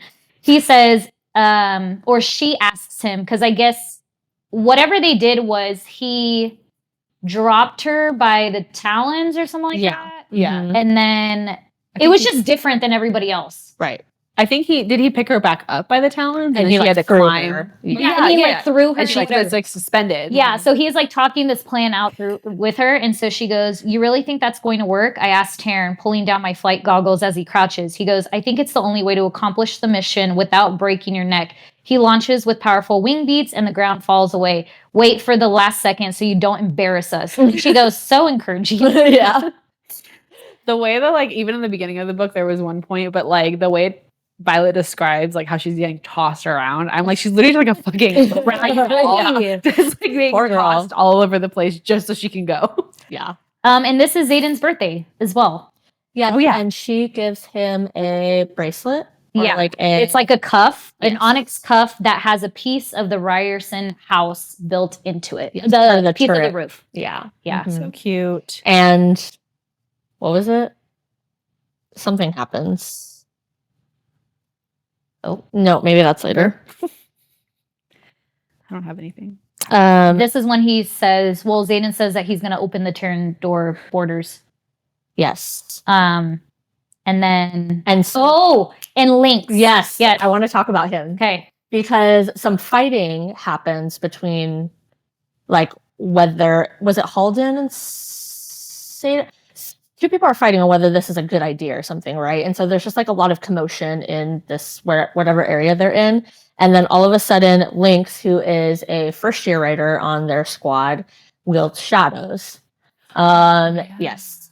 So, And they're not people that are on the same side. So whether you're Venom or whether you're regular humans, you're not supposed to be wielding the same signet. The same special signet. Yes. Apparently. So this is significant because people are going to start wondering, well, why can this person wield shadows? Like, what's happening to Zayden, our original shadow wielder, which is Zayden. Mm-hmm. So if you know the premise of the book, magic always has balance. And so that's why if like a Venom has a certain power or a human has a certain power, it like balances on each side, right? So it's going to be kind of interesting to see how Lynx possibly comes into play. I love how he addresses him though, because he didn't want him to go crazy or whatever. What happened to Jeremiah in the first book? Yeah. So he's like telling him like, breathe. Mm-hmm. You know, it's fine. Like your shadows will come back in, or whatever. Yeah. And he again just goes back to the correspondence. Like he is so caring. Yeah, and he really is. To all these people. Yes, even as a Venom. Even as a Venom. I have another one. Another Taryn. I'm like, I wrote, I love Taryn. He's so funny. This is between chapter 48, 49. I started combining my chapters because it was taking me forever to read or to take notes. I guess they're in Arisha. Oh, yes, because he ends up going back to Arisha, or they all make it back to Arisha. And this is where she finds out that Brennan has been trying to mend Zayden, but they find out that he cannot be mended. Mm-hmm. Which is like, when can mending happen because of the whole thing with Nolan and Jack? Right. Like, at what point are they too far gone? Right. So it says, Zayden stands in the doorway in flight leather soaked to the bone, rain dripping from his hair. War rages in his eyes like this is both the last and only place he wants to be. Violet, she says, hi, my hand reflexes on the door handle. Why didn't you tell me he was here? She's asking that to Taryn. And he goes, you didn't ask me or you didn't ask to be made aware of his arrival, only his departure. And she says, fucking semantics. Because before that, she had said, let me know when he leaves. when he leaves. So he let her know, and she was like in Yeah. class or whatever. And now it's like, he didn't, whatever. Right. He's so funny. He's so funny. And we'll go back to this scene because it's in my favorite romantic scenes list. Oh, yeah, we need, yep. That's So my we'll talk about favorite that too. later. We'll talk about it later. We'll skip Okay. to chapter 50 where we find out that She's a dream walker. she's a dream walker because essentially they're finally like in bed together after so Yes. fucking long. And Zayden's having his dream or whatever. Violet wakes him up because he looks like he's in pain or whatever. Mhm. And then Zayden asks Violet, well, tell me about, you know, Tell me your about the dream. dream. And he finds out that they're essentially having the same dream, Yeah. but she's And then she confirms with Marin, Yes. because she had that dream where she was in like somebody's house and it was on fire and there was a picture of a family. Mhm. So then they go to Marin to confirm Yes. that was her dream. And she has this thought that she's like, when she first met Marin's brothers, she was like, they look so familiar, but she couldn't remember why. Even Yeah. though she's never met them before. Yeah. I was like, Yeah. girl, you walking in people's dreams. So quick question for you guys is like, how do we feel about our power couple also having Mind both powers. intrinsic powers? Like I mean, it both makes having sense. intrinsic signets, right? Because essentially they're saying that dream walking is also a type of It's Yeah. an intense- yes. Yeah. Mm-hmm. I mean, they truthfully are now the most powerful on the continent. Because they always talk about it. Oh, because he wields shadows, she wields power, but everybody Technically thinks light. it's lightning. Light. Mhm. Right? That they're like, you guys, well, especially them together will save everybody, right? But then it's kind of like they have just more. I think their second signet is definitely more powerful than their fighting signet, I would say. Yeah. I think so too. Well, also because like with Zayden's being an intrinsic and being able to read people's intentions, which could later to turn into more, but he can't read Venon's intentions because they have their shields up. But they were saying that Violet would be able to Dreamwalk. dreamwalk into a Venon's mind because they wouldn't have their shields up when they're Right. asleep. So she's now more powerful as well, even than Zayden. Yeah. And even now you kind of see the like the connection between like Violet being the light to his dark and et cetera, right? And then I feel like dreamwalking might be well, this is like jumping ahead, but like dreamwalking also might be a thing that will help her find him. Yeah, it's either she finds him or it's a way to also visit him. Yeah. Yeah. Right? Mhm. Whether she can determine Stay where connected he to him. actually is. Yeah. And hopefully that'll help him not go so far, completely lose his whole, like to help him, maybe. I don't know. Well, and it does like, because in every dream, it's always the same where he's facing off with the sage. Mhm. And in every dream, Zayden like wants to channel from the earth, but he like holds himself and restrains himself from doing it even in his dream. So I Right. think that would also be like a good gauge for Violet to be able to tell from his dreams, even if he's still withholding himself or if he is like fully channeling Yeah. in his dreams still. Mhm. Yeah. Also, My stomach will not. I don't think I just hear, I can hear it. I can't hear it. It's not Bothering good. me. I can't hear it.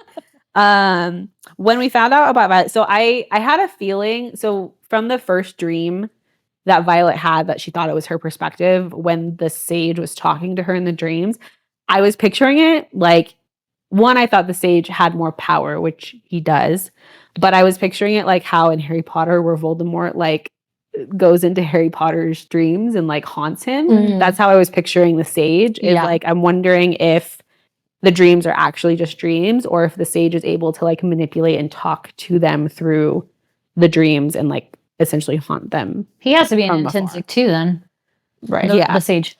Well, but then we find out later that he essentially can, right? Yes. Yeah. I forget what happened. It's later. We'll get to that part, I think, but yeah, we'll get to that in a minute.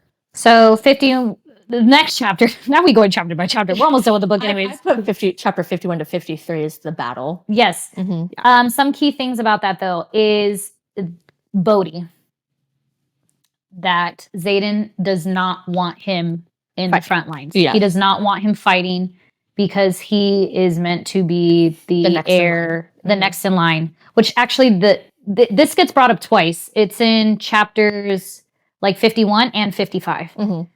So I feel for Bodhi because he's being told, and this kind of makes brings me back to like Violet, right? She kind of gets told how to live her life until she finally like makes her own choices. Right. Mhm. But I feel like with Bodhi, because he's in succession for the throne, he doesn't want it, but it's like Xaden is trying to force it on him because he's like, eventually I'm going to be lost. Right. Yeah. I'm either going to die or I'm going to turn completely Venom.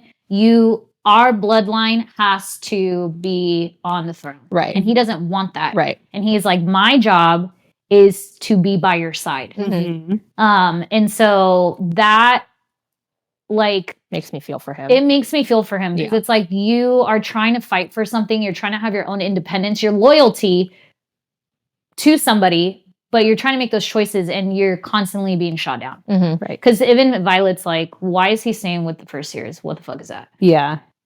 So I feel for him a lot. Yeah. Oh, okay. And this is the first time that Oryx, well, actually, this is not the first time that it made me start thinking, but if I can recall in Iron Flame, maybe not in Iron Flame, but early in Onyx Storm, that this is where Oryx Signet, the precognition kind of comes into play. Right. And immediately, he tells, what's her name? He tells Violet that they have to protect the Temple of Dune. Yes. That's how they win. And right away, I was like, is Oryx Signet like Melgren's?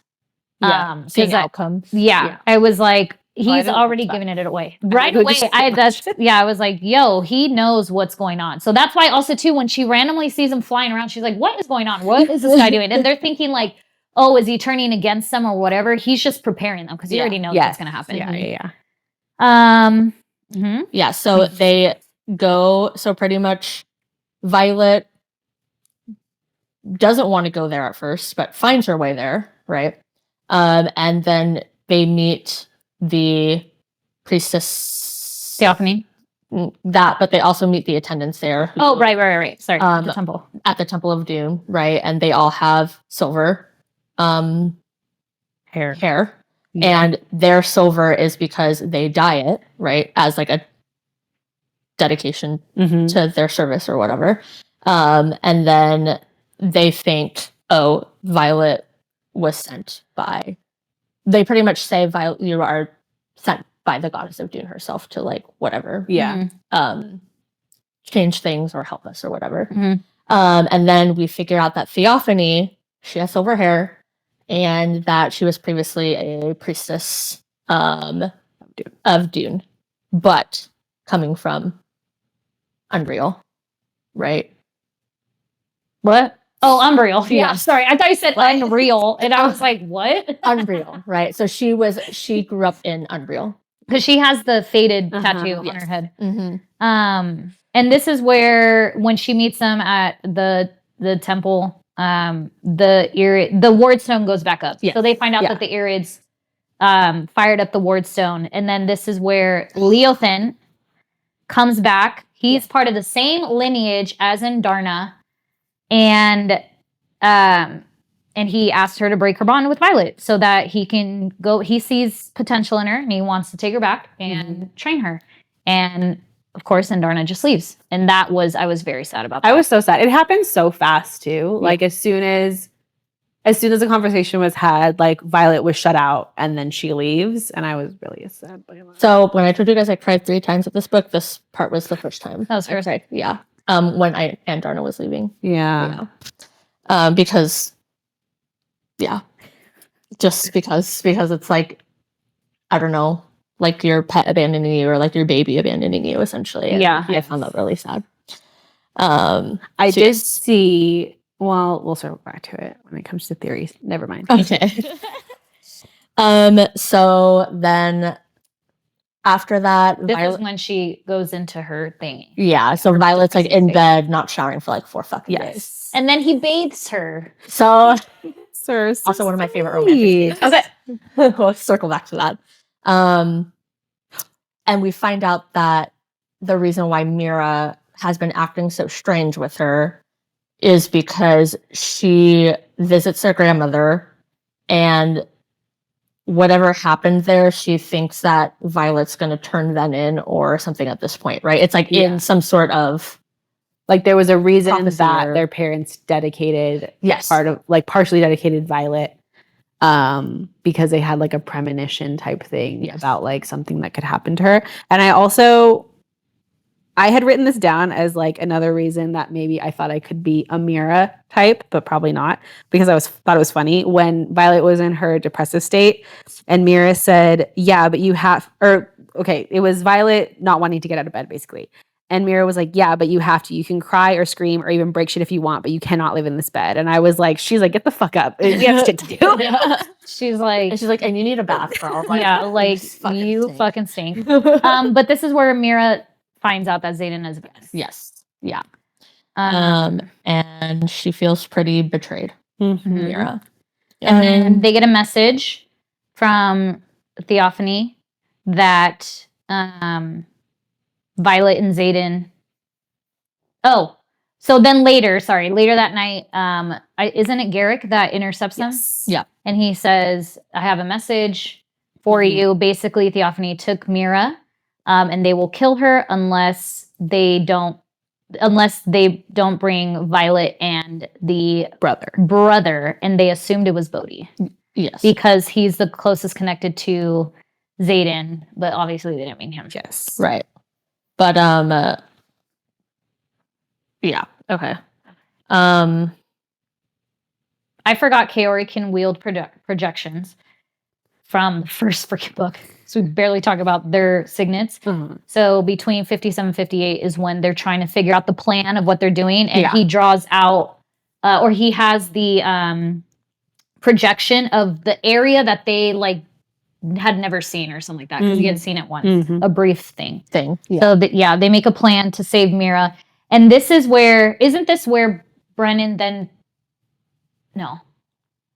Is this the time where Brennan tells Violet, like, you have to pick one Yes, this thing. is the part. Because she was trying to focus on like Saving everyone. saving Mira, but then she was also worried about everyone back at Erasia. Yeah. And then she was also worried about Xaden. And so that was when he gave her the lecture of like, you are too worried about saving everyone. And if you try to save everyone, you're not going to save anybody. Right. So she was like, I need you to focus. I need you to trust that your squad is going to do what they need to do, that Xaden is going to do his job. And I need you to focus on doing your job and nothing else. This is also, I think, the time where we figure out that the sage can kind of like communicate through dreams, because Violet had the dream before Garrick came and intercepted, and the sage demanded her to come. Yes. Like, you need to come to me right now. Yeah. So they end up bringing Jack Barlow. Right. Well, because when they get there, they don't have him. Yeah. And the sage was like, or not sage, Theophany was like, that's not the brother. That's not the brother. And it was Brennan came as well, right? Yeah. So it was Brennan and Bodhi. Xaden and Violet that were all there originally. Yeah. And so then, she was like, neither of these brothers were the ones that I meant. Right. And so then they finally think, oh, brother, you're talking about Jack. So then they send Garrick to because, Jack. And grab him. However, it doesn't fucking matter, because what does Theophany do? She slits Mira's throat. Yo, I lost it. When I was reading this last night, no, not last night. I was reading that this morning at 6 a.m. Yeah. I read exactly that part. She takes the knife across her neck. Yeah. And I said, oh my God. Yeah. I was like, bitch. I was fully prepared for her to die. Yeah. And I was like, two back-to-back family members dying for her. I was like, that's really sad. And Mira would have been way more sad. But obviously she lives. Enough for now. Yep. That we know of. And then we have the infamous eyes here conversation. Eyes here a toast comes in because Dane and Sloane come riding in together, and Sloane siphons Dane's power into Brennan in order to give him more power to mend Mira. Right. So Mira is okay, everybody, for now. Mira's okay. I want to read it. Sorry. Yes. Go ahead. That's So Dane, because I have a save too. highlighted. Dane says, eyes here, and Sloan looks his way. Pull from the excess you feel in me and push to the deficit in him. You're not a weapon of destruction. You're not venom. You're the artery power chooses to flow through your life. Her brow knits and Dane flinches. I'm going to hurt you. And he said, Gods, don't I know it. Let's go, Dane And- Atos. We love a man that talks you through it. We I do. can't wait to see their relationship. I'm blossom really the excited for their next book. relationship. Like, yeah. Especially I love it. when, because it was like kind of foreshadowing when she was like, I'm going to hurt you. And he was like, God, don't I know it? It was like, that's two meanings. Yeah. One, hurting his heart, but two, also hurting him in that sense. Physically, yeah. But I was like, I'm very excited to see that. Oh, and before that, I forget when it was, but I saw a couple memes about like when Sloane's going after, I forget who she's going after to try to fight someone, and Dane like picks her up Yep. with one arm as she's like thrashing. I was like, that's hot. That's hot. that happened that was a couple chapters ago when they were figuring out the plan. Mhm. Because they're all in the room, and this is before Brennan kicks everybody out, right? Because that's when he's like, Violet, I need you to fucking focus. Like, Yeah. that's the thing. So everybody's there, like, talking amongst each other. And I don't remember what the person said, but she got pissed. Yeah. It had to do with them also not go, like, I think not the first years not being involved or Yeah. something. And so her and Arik were like, no, we need to like fight. We need to be able Right. to have a choice or whatever. And Mhm. yeah. Also something that happens in this chapter, which we can talk about maybe in theories later, but I just want to read it, is that Violet notices something. And she says, I slip Eric's package, which is like, it's like a rolled up piece of thing, which we find out later is a dagger thingy. Oh, yeah. But she says, I slip Eric's package into my flight jacket pocket and watch as Brennan walks away. Weird, there's no mark at the back of his neck like he carries on his palm, and there hadn't been one on Dane's wrist either. I saw that theory. Yes. Mhm. So we'll talk about that later, but just wanted to mention it now so that we have it in our heads. Yes. Yeah. So essentially everybody leaves, and it's just her and Bodhi that are left for the mission Mm-hmm. to hopefully fight off Theophany. Mm-hmm. But then we find out that Bodhi's signet does not work on Venom. Yes. So it's kind of like, you need to go. And she doesn't have Taryn because he had to take Tiny Yes. So away she's from the waiting. chain. So she's by herself. Yeah. Um, All alone.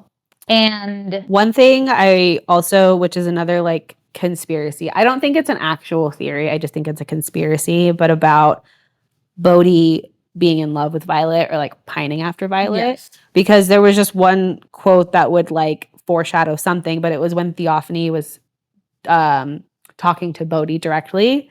And she said, he said, you don't know me well enough to fuck with my head. I only ever wanted to protect something. Hang on. Bodhi says, you don't know me well enough to try to fuck with my head. I'm doing exactly what I've always wanted, protecting my cousin and my province. And Theophany says, and her. Yeah. Towards Violet. So it was strange that she would point out specifically Violet. And also I saw in that theory that like, obviously we're getting the story from Violet's point of view. And so she wouldn't notice if anything else was going on. yeah, but okay, moving along. Theophany is not a lightning wielder. Yeah. She is the opposite of Lilith Sorengale. Yeah. So a A storm storm wielder. Yeah. Mhm. And she, meaning Violet, did not prepare herself. One, she wouldn't have known that. Because she thought obviously every time she was around Theophany, there was always lightning, but that was actually her wielding it, right? I don't know. I think she was still wielding. I think it was still Theophany wielding it, but Violet realized like when that whole tornado thing happened, when Taryn got hurt, that like then she was able to obviously wield more than just the lightning. But I Gotcha. think that she could also wield lightning still. But yeah, she wasn't prepared to fight her, Right. Because she's like, well, fuck, like, And her mom was like one of the most powerful people at the time. right, Yeah. Yeah. Um, Which also, again, I'm like, because obviously Theophany mentions that she has fought Lilith when she was Violet's age. So Lilith Right. knew about her for A long fucking time. ever and didn't say anything Mm-hmm. to Violet and didn't prepare her at all. Mm-hmm. right, she just hid in Beth's guys, basically. Yeah. Yeah. Okay, chapters. don't know which chapter it is, but 62, 63. Mhm. So this is, maybe it's 63. Imogen's point of view. I want to talk about that chapter. Yeah. That shit wrecked me. That's what wrecked me. Yeah. That chapter So, wrecked me in Her multiple ways. second signet is wielding stone. Is that correct? Yeah, she can turn things into stone, I guess. Okay. Yeah. This is where her best friend dies, Mhm. Quinn. And I don't love that she died, but I was like, I can't see the words anymore because I'm crying so hard. Yeah. Because that is her absolute best friend. But this is something that I like that we saw it in Quinn's point of view, Mhm. because every time somebody dies, it's always I mean, Imogen's point of view. correct. Sorry. You're good. Imogen's point of view. Every time somebody dies, it's from Violet's point of view. Mhm. And don't get me wrong, everyone's death is sad. Every important character's death is sad, excuse me. So Liam, obviously. Her mom, obviously. Other people where it's kind of like, damn, that sucks, blah, blah, blah. But I want those that are closest to the ones that are... Like secondary characters? Yeah. Mhm. Like, I want to know more about how they think, how they feel, because there's no connection for... Like, Quinn is not that significant. I know she's an To astro... Violet. Yeah. To Violet. Right. And obviously, so not really to the story, because we're reading it from Violet's point of view. So if they just talked about Imogen, oh my God, fucking up the names, Quinn dying, and it's Violet seeing her, it's kind of like, damn, It's just that another, sucks. like kind of how like Traeger died. Obviously very sad, but like she's not close to Him. She's not him. close to him. Right. Yeah. So like I would have wanted to see Kat's point of view of that. With Imogen's point of view, yeah, that shit fucking hurt me to my core. Yeah. I was like, how, like, your best friend is dying in your arms.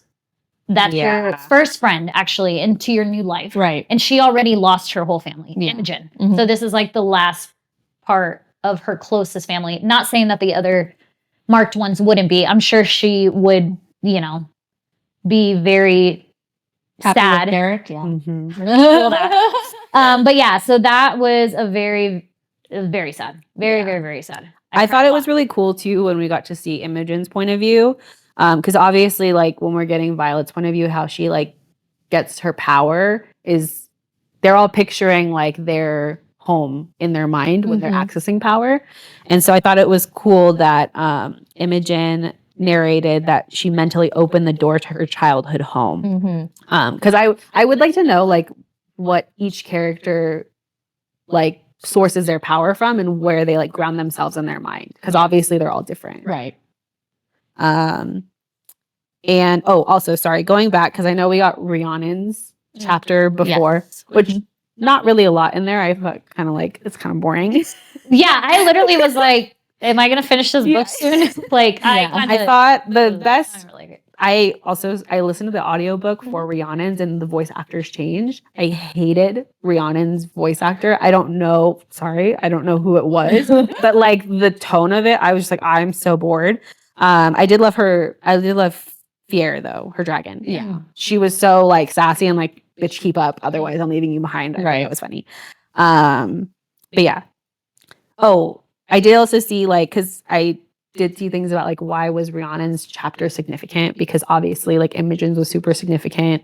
And people like, although it was a boring chapter, I saw opinions that were saying like Rhiannon's point of view was kind of like mirroring what Brennan said to Violet about how like you need to let your squad do what they can do. And so like in Rhiannon's chapter, she was also thinking about like, shit, I want to help Violet. Like I'm worried about her, but I need to focus on what I'm doing. So kind of like Violet needs to like solidifying that she can trust her squad to do what they need to do and they'll hold their post while she does her thing.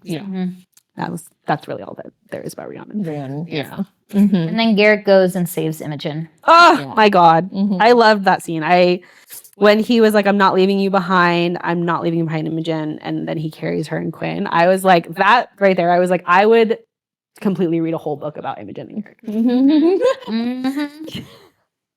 Yeah, they would be a good.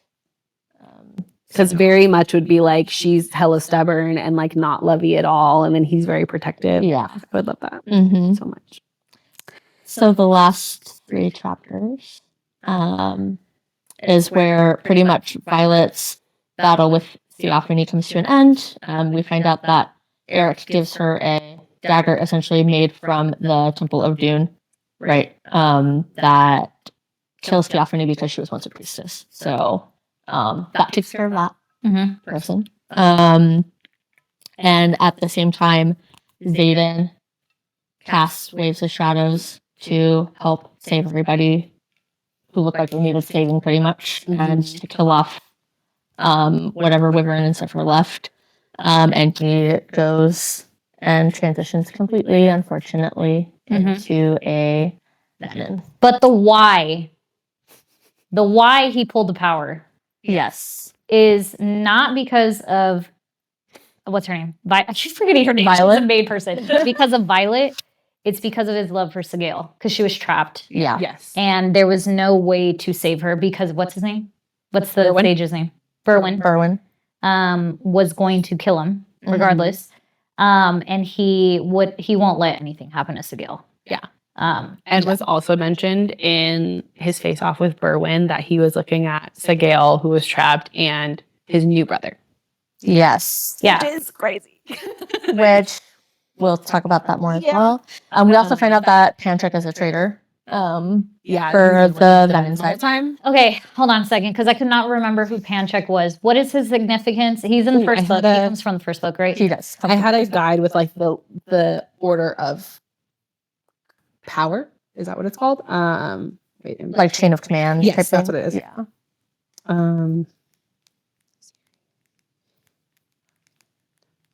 Well, he always wanted to be a part of missions, for sure, because he was gathering intel to give it to the sage. But I forgot what, like, why is he important in a sense to the school at least? Right. He kind of fades in the background for me, so I can't really remember. Shit, where is it?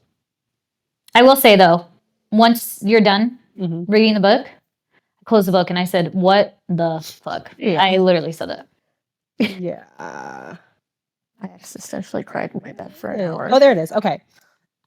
So in terms of leadership, so King Tari is at the top, King Navar, General Nelgrin, General Lilith, Colonel Atos, and then Panchek, who is second to Colonel Atos. Okay. Ah, that's right. Yes.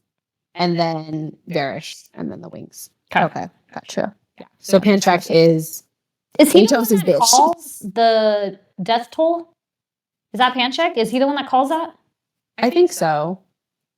Because his name gets brought up more clearly. It's just been a while, so I'm like, wait, what is he? He was more in the first and Yeah. stuff. Yeah. But anyway, he's a You kind of forget traitor he exists after a while. Yeah. for good reason. Yeah, for good So reason. he's a traitor. He's been helping and aiding the Venom in some ways. Yes. That we find out. Which I was confused. He's not Venom though. He's just a traitor. Right? He's just a traitor. Okay. Like, what was the point of the intel for? What is it that he wanted in return? Some type of power, but not Venom power, right? I don't remember. I don't remember. So insignificant. So significant, but insignificant at the same time. Well, Yeah. Yeah. So that's the book. That's the book. Well, and Violet All wakes right. up back in God. Risha. That part. That whole thing. That whole thing that you were, that I was like, what the fuck? Yeah. Violet wakes up 12 hours later in Orisha with a ring on her finger and a note from Xaden that says, "Don't look for me, it's yours." She's now." a wifey. She's a wifey. And no memory. of No us. memory No of the memory. wifey. Wakes up, she's like, huh? She looks at Imogen and she's like, "What did you do?" And Imogen says, "What you told me to do." Mm-hmm. And that's how it ends. That's the what the That's fuck. how it ends. That's the what the fuck moment. Yep. Also, 4 writers are missing. Yes. 4 Xaden, writers are Derek, missing. Bodhi. Bodhi, Bodhi. and Eric. and Eric. Yeah. We're assuming. Yes. So yeah, and that I would like to say is a short recap of what happened, but it's not short. That was not sure. It's fine. We're talking. Now we get to look forward in book 4 to my wife, Mrs. Ryerson. My house, my seat, my wife. Duchess Riorson. Duchess of Tyrandor. Yeah. Mm-hmm. So looking forward to that. Yeah. All right, so some small quick questions before we wrap up this episode. That turned out to be longer than we thought, but that's okay. Our signet. So what kind of signet do we want? I'm stuck still between shadow wielding and it now precognition, I think, for me, which is Eric's thing. The ability Seeing to the see the future. I honestly would like dream walking, I think. One, you can like not only use it for battle, but also just like to find out people's intentions without reading their direct intentions. And you can also like find more things out about people than just like what you are initially trying to figure out. So On the surface. I like the dream walking. I like the traveling one. Garrick's. Oh. Yeah, I like Garrick's signet. Literally the Flash.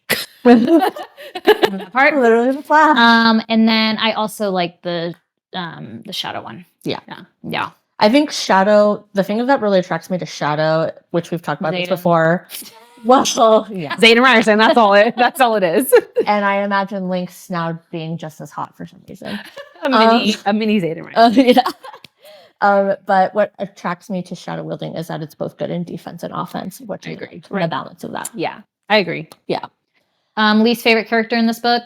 General Atos for me. I put mine as Aura Benhaven because I found her annoying as fuck. Who? Aura Benhaven. The one that... Oh, the one I hate. But she was like 2 chapters. Yeah, and Halden. Yeah. He was... Yeah, I liked Halden's character just as a character. Yeah. I think General Atos. Was... Colonel Atos. He's not a general. Yeah. Colonel Atos was the worst character for me. No, but he... Well, now he's general now. Oh, now he's general. Yeah, he took her mom's place. Yeah. I hope Halden has a better comeback. I hope he's not I feel just like a he could have shit. more character development. Yeah. Especially with him being next to brother can like help him. Right. Or like limit. That Halden's love for his brother Eric allows him to like see different sides of things. Mm-hmm. Yeah. Agreed. Favorite romantic scenes in this book? Okay.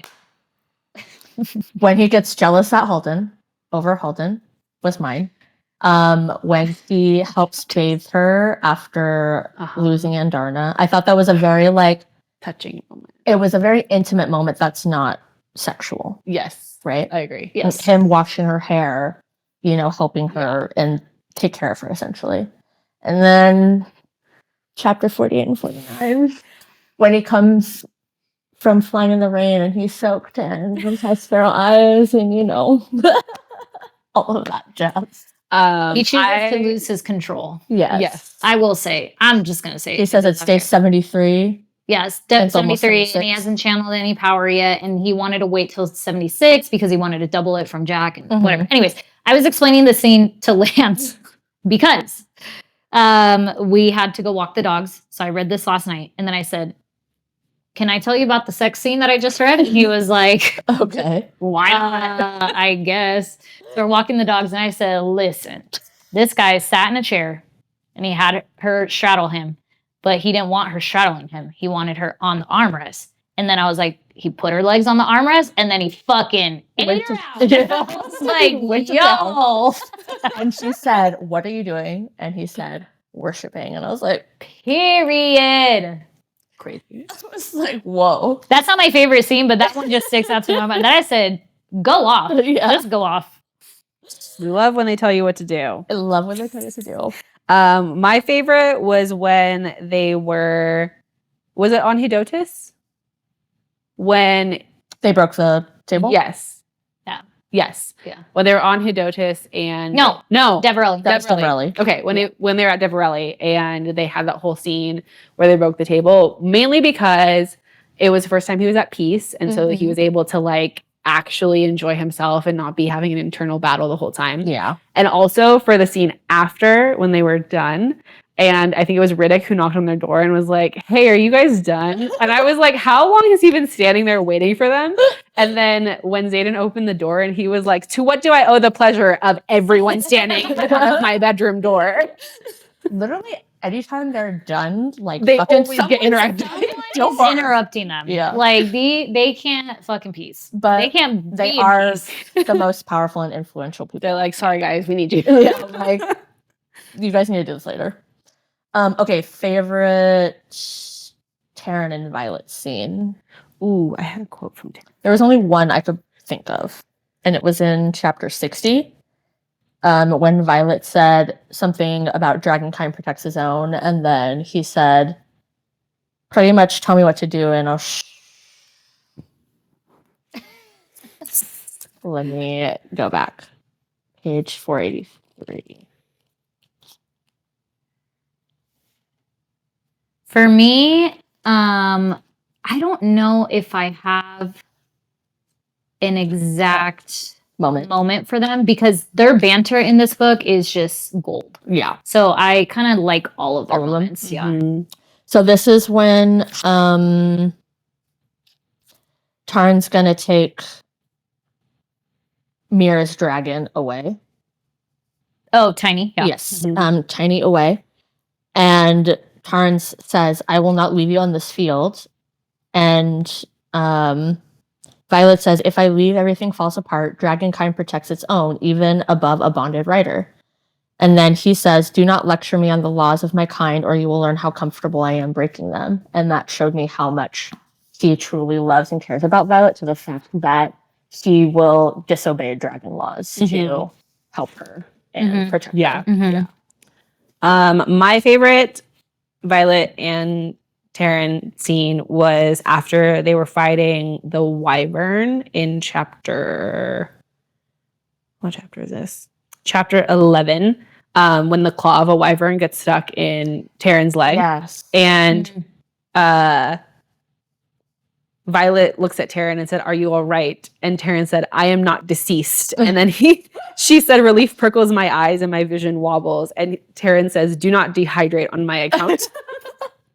This is when we find out about Garrick's second signet because he was with him. Yeah. But she was like, how did you get here so fast? Right. So that, and also where we find out Rhiannon's been training and now she can like pull out or bring out a giant talon out of a leg now. Like that's how much she's grown in her power. Yeah. She helped take it out, right? Yep. That was in the later chapters though, that she took out the thing.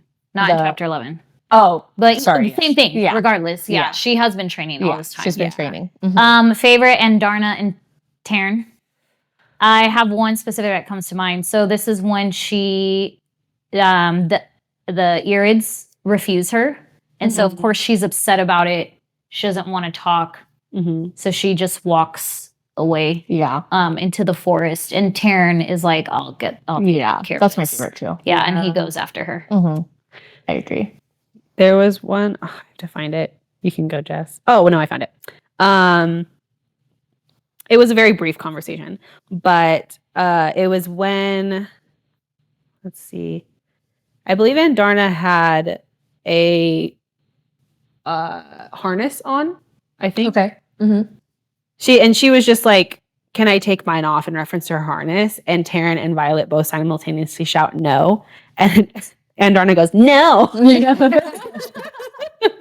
Like, I literally read it and I was just like, no. Yeah, those are both good. But I agree with Marcia that my favorite is that one. He's so sweet to her. He's so sweet to her. Yeah. Character you want a spin-off book of?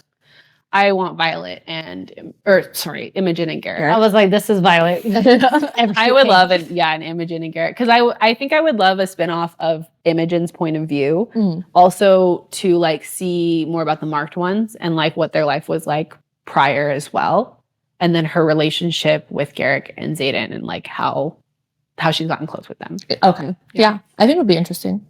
Marcia, I think I can't really pick a specific character, but I feel like I would want to know more about the marked ones. So I feel like doing a multiple point of view of them, because they kind of all got brought up together essentially. I would like a book of them. Yeah. One person that I thought of was Eric, and how like his life being raised as a prince, what like pushed him over the edge, and like how he decided to become a writer, and then also coming into his precognition and his point of view of telling people what to do and making things go the way that they're supposed to go, and seeing like what he was doing when everyone was like, where the fuck is Eric? I think that would be pretty interesting to see. So next episode we can do theories. We'll do fan casting. Mhm. And then maybe we'll do some just like quick speed questions and games. Okay. Okay. Period. Well, thanks for watching. Like, comment, and subscribe. We'll see you at the next episode. And then the jingle happens. Ding, ding, ding, ding, ding, ding.